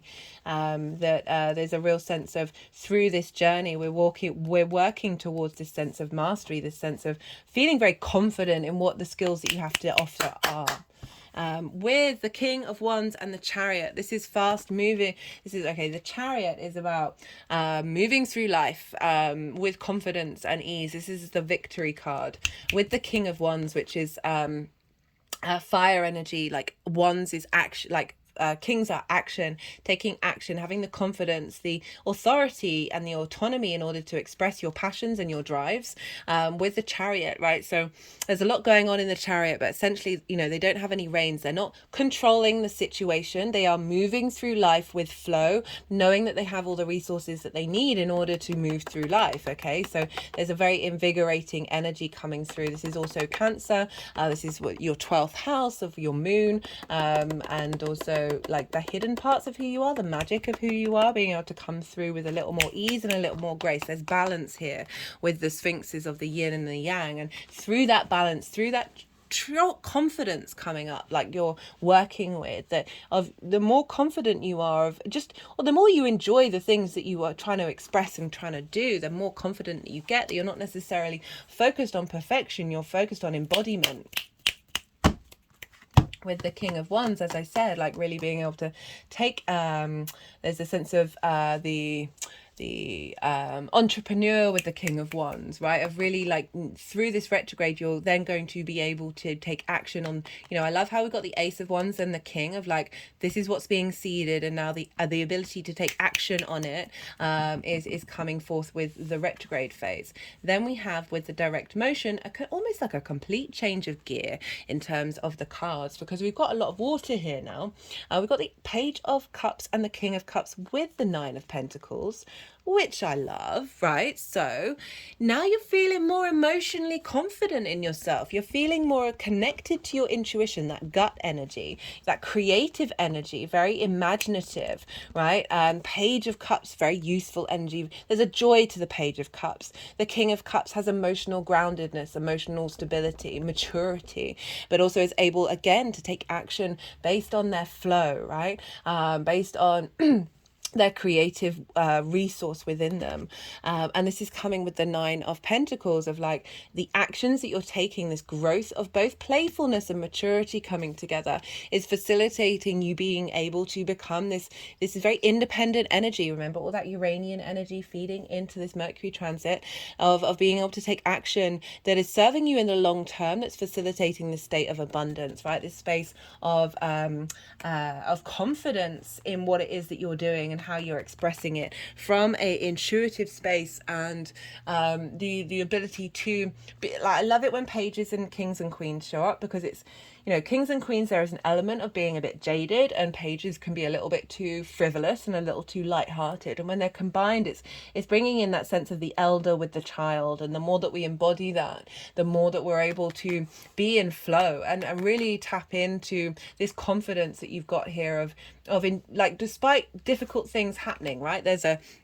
sea monster in the background about to attack. The waves are really rocky, but the king's still very in command of what they're doing. That page is very sort of finding the joy in these things, the good, the bad, and the ugly. And through that acknowledgement, that observation, and being able to then see clearly what your skills are, that Queen of Swords is really bringing about a fulfillment of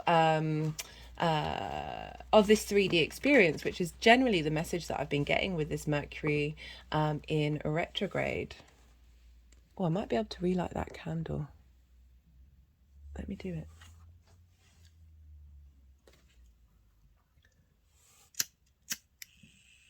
You know, I'm the biggest cynic and the biggest believer. Like that, you know, look where the wick is. It's really heating up the side of the glass. So I get that that's just a thing that happened through cause and effect, but also, whoa, that cause and effect is very much can be linked up and synced up to the energies at the time and what's going on. That was pretty powerful. Right. How this energy is manifesting moving forward. We've got the Queen of Pentacles and the Empress. This is abundance on abundance. This is nourishment. This is, I mean, they're very, very similar in energy, these two. The Queen of Pentacles is also linked into Capricorn energy. You see, you've got the ram here, not the ram, the goat. And so there's an element of bringing in how you embody your work is through a state of abundance, but with the skills that have come through, and this sense of really loving yourself and appreciating the skills that you have, and like, just beautiful.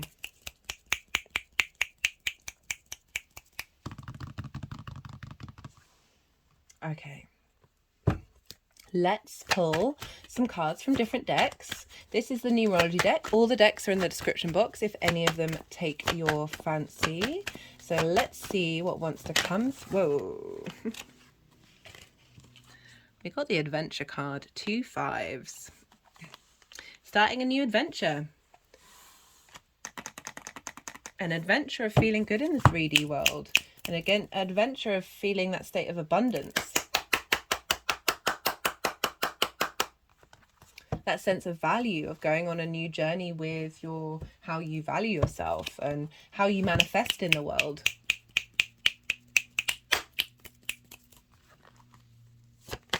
Okay, this is the First Light Tarot. This is Major Arcana, question card, statement cards. Let's see what wants to come through for Leo. I'm feeling quite overwhelmed by the energy of that crack and the channeling that happened afterwards. Like that was pretty powerful, Leo. Let's see if I'm going to move that wick at some point. We've had resistance, preparation.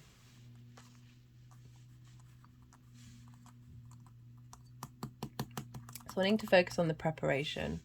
Feels like this has been building for some time. And then you may have come up against a lot of resistance. A lot of those cards are all very difficult cards. They're difficult energy. There's an element of preparing for this adventure. Well, yo. Let's see what else wants to come. Oh, they're wanting to do something else. Breaking through that resistance, breaking through those barriers, those boundaries. You've got Saturn opposing this house, so there can be restrictions around resources, your own resources, that can definitely show up. But I also, you know, that Saturn transits are, they're helping you walk with your authority in terms of how you give into the outside world.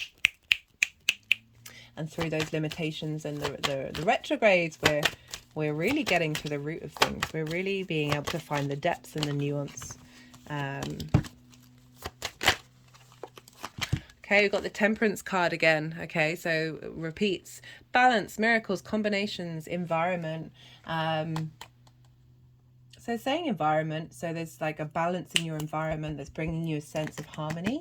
And this is the 5th house for you. This is creation energy, using your creation energy to find balance and a shift in the way that you engage with your environment. That's actually coming from a space of joy. That like 5th house is the house of joy, and gives you a spring in the step. So there's definitely an ease and a letting go. Just cut the deck and got positive surroundings. So it's really kind of confirming that there is a new energy coming in. That, you know, Virgo can be very self-critical and very judgmental, and that's what, as I said, I think I said this already, it's a wonderful skill in order to be able to observe, but like not letting it do you a disservice. Okay, one more card from the numerology deck, and then I'm going to finish.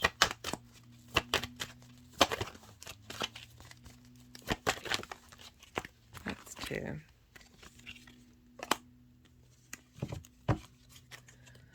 Got completion and patience. Oh, you can't see that.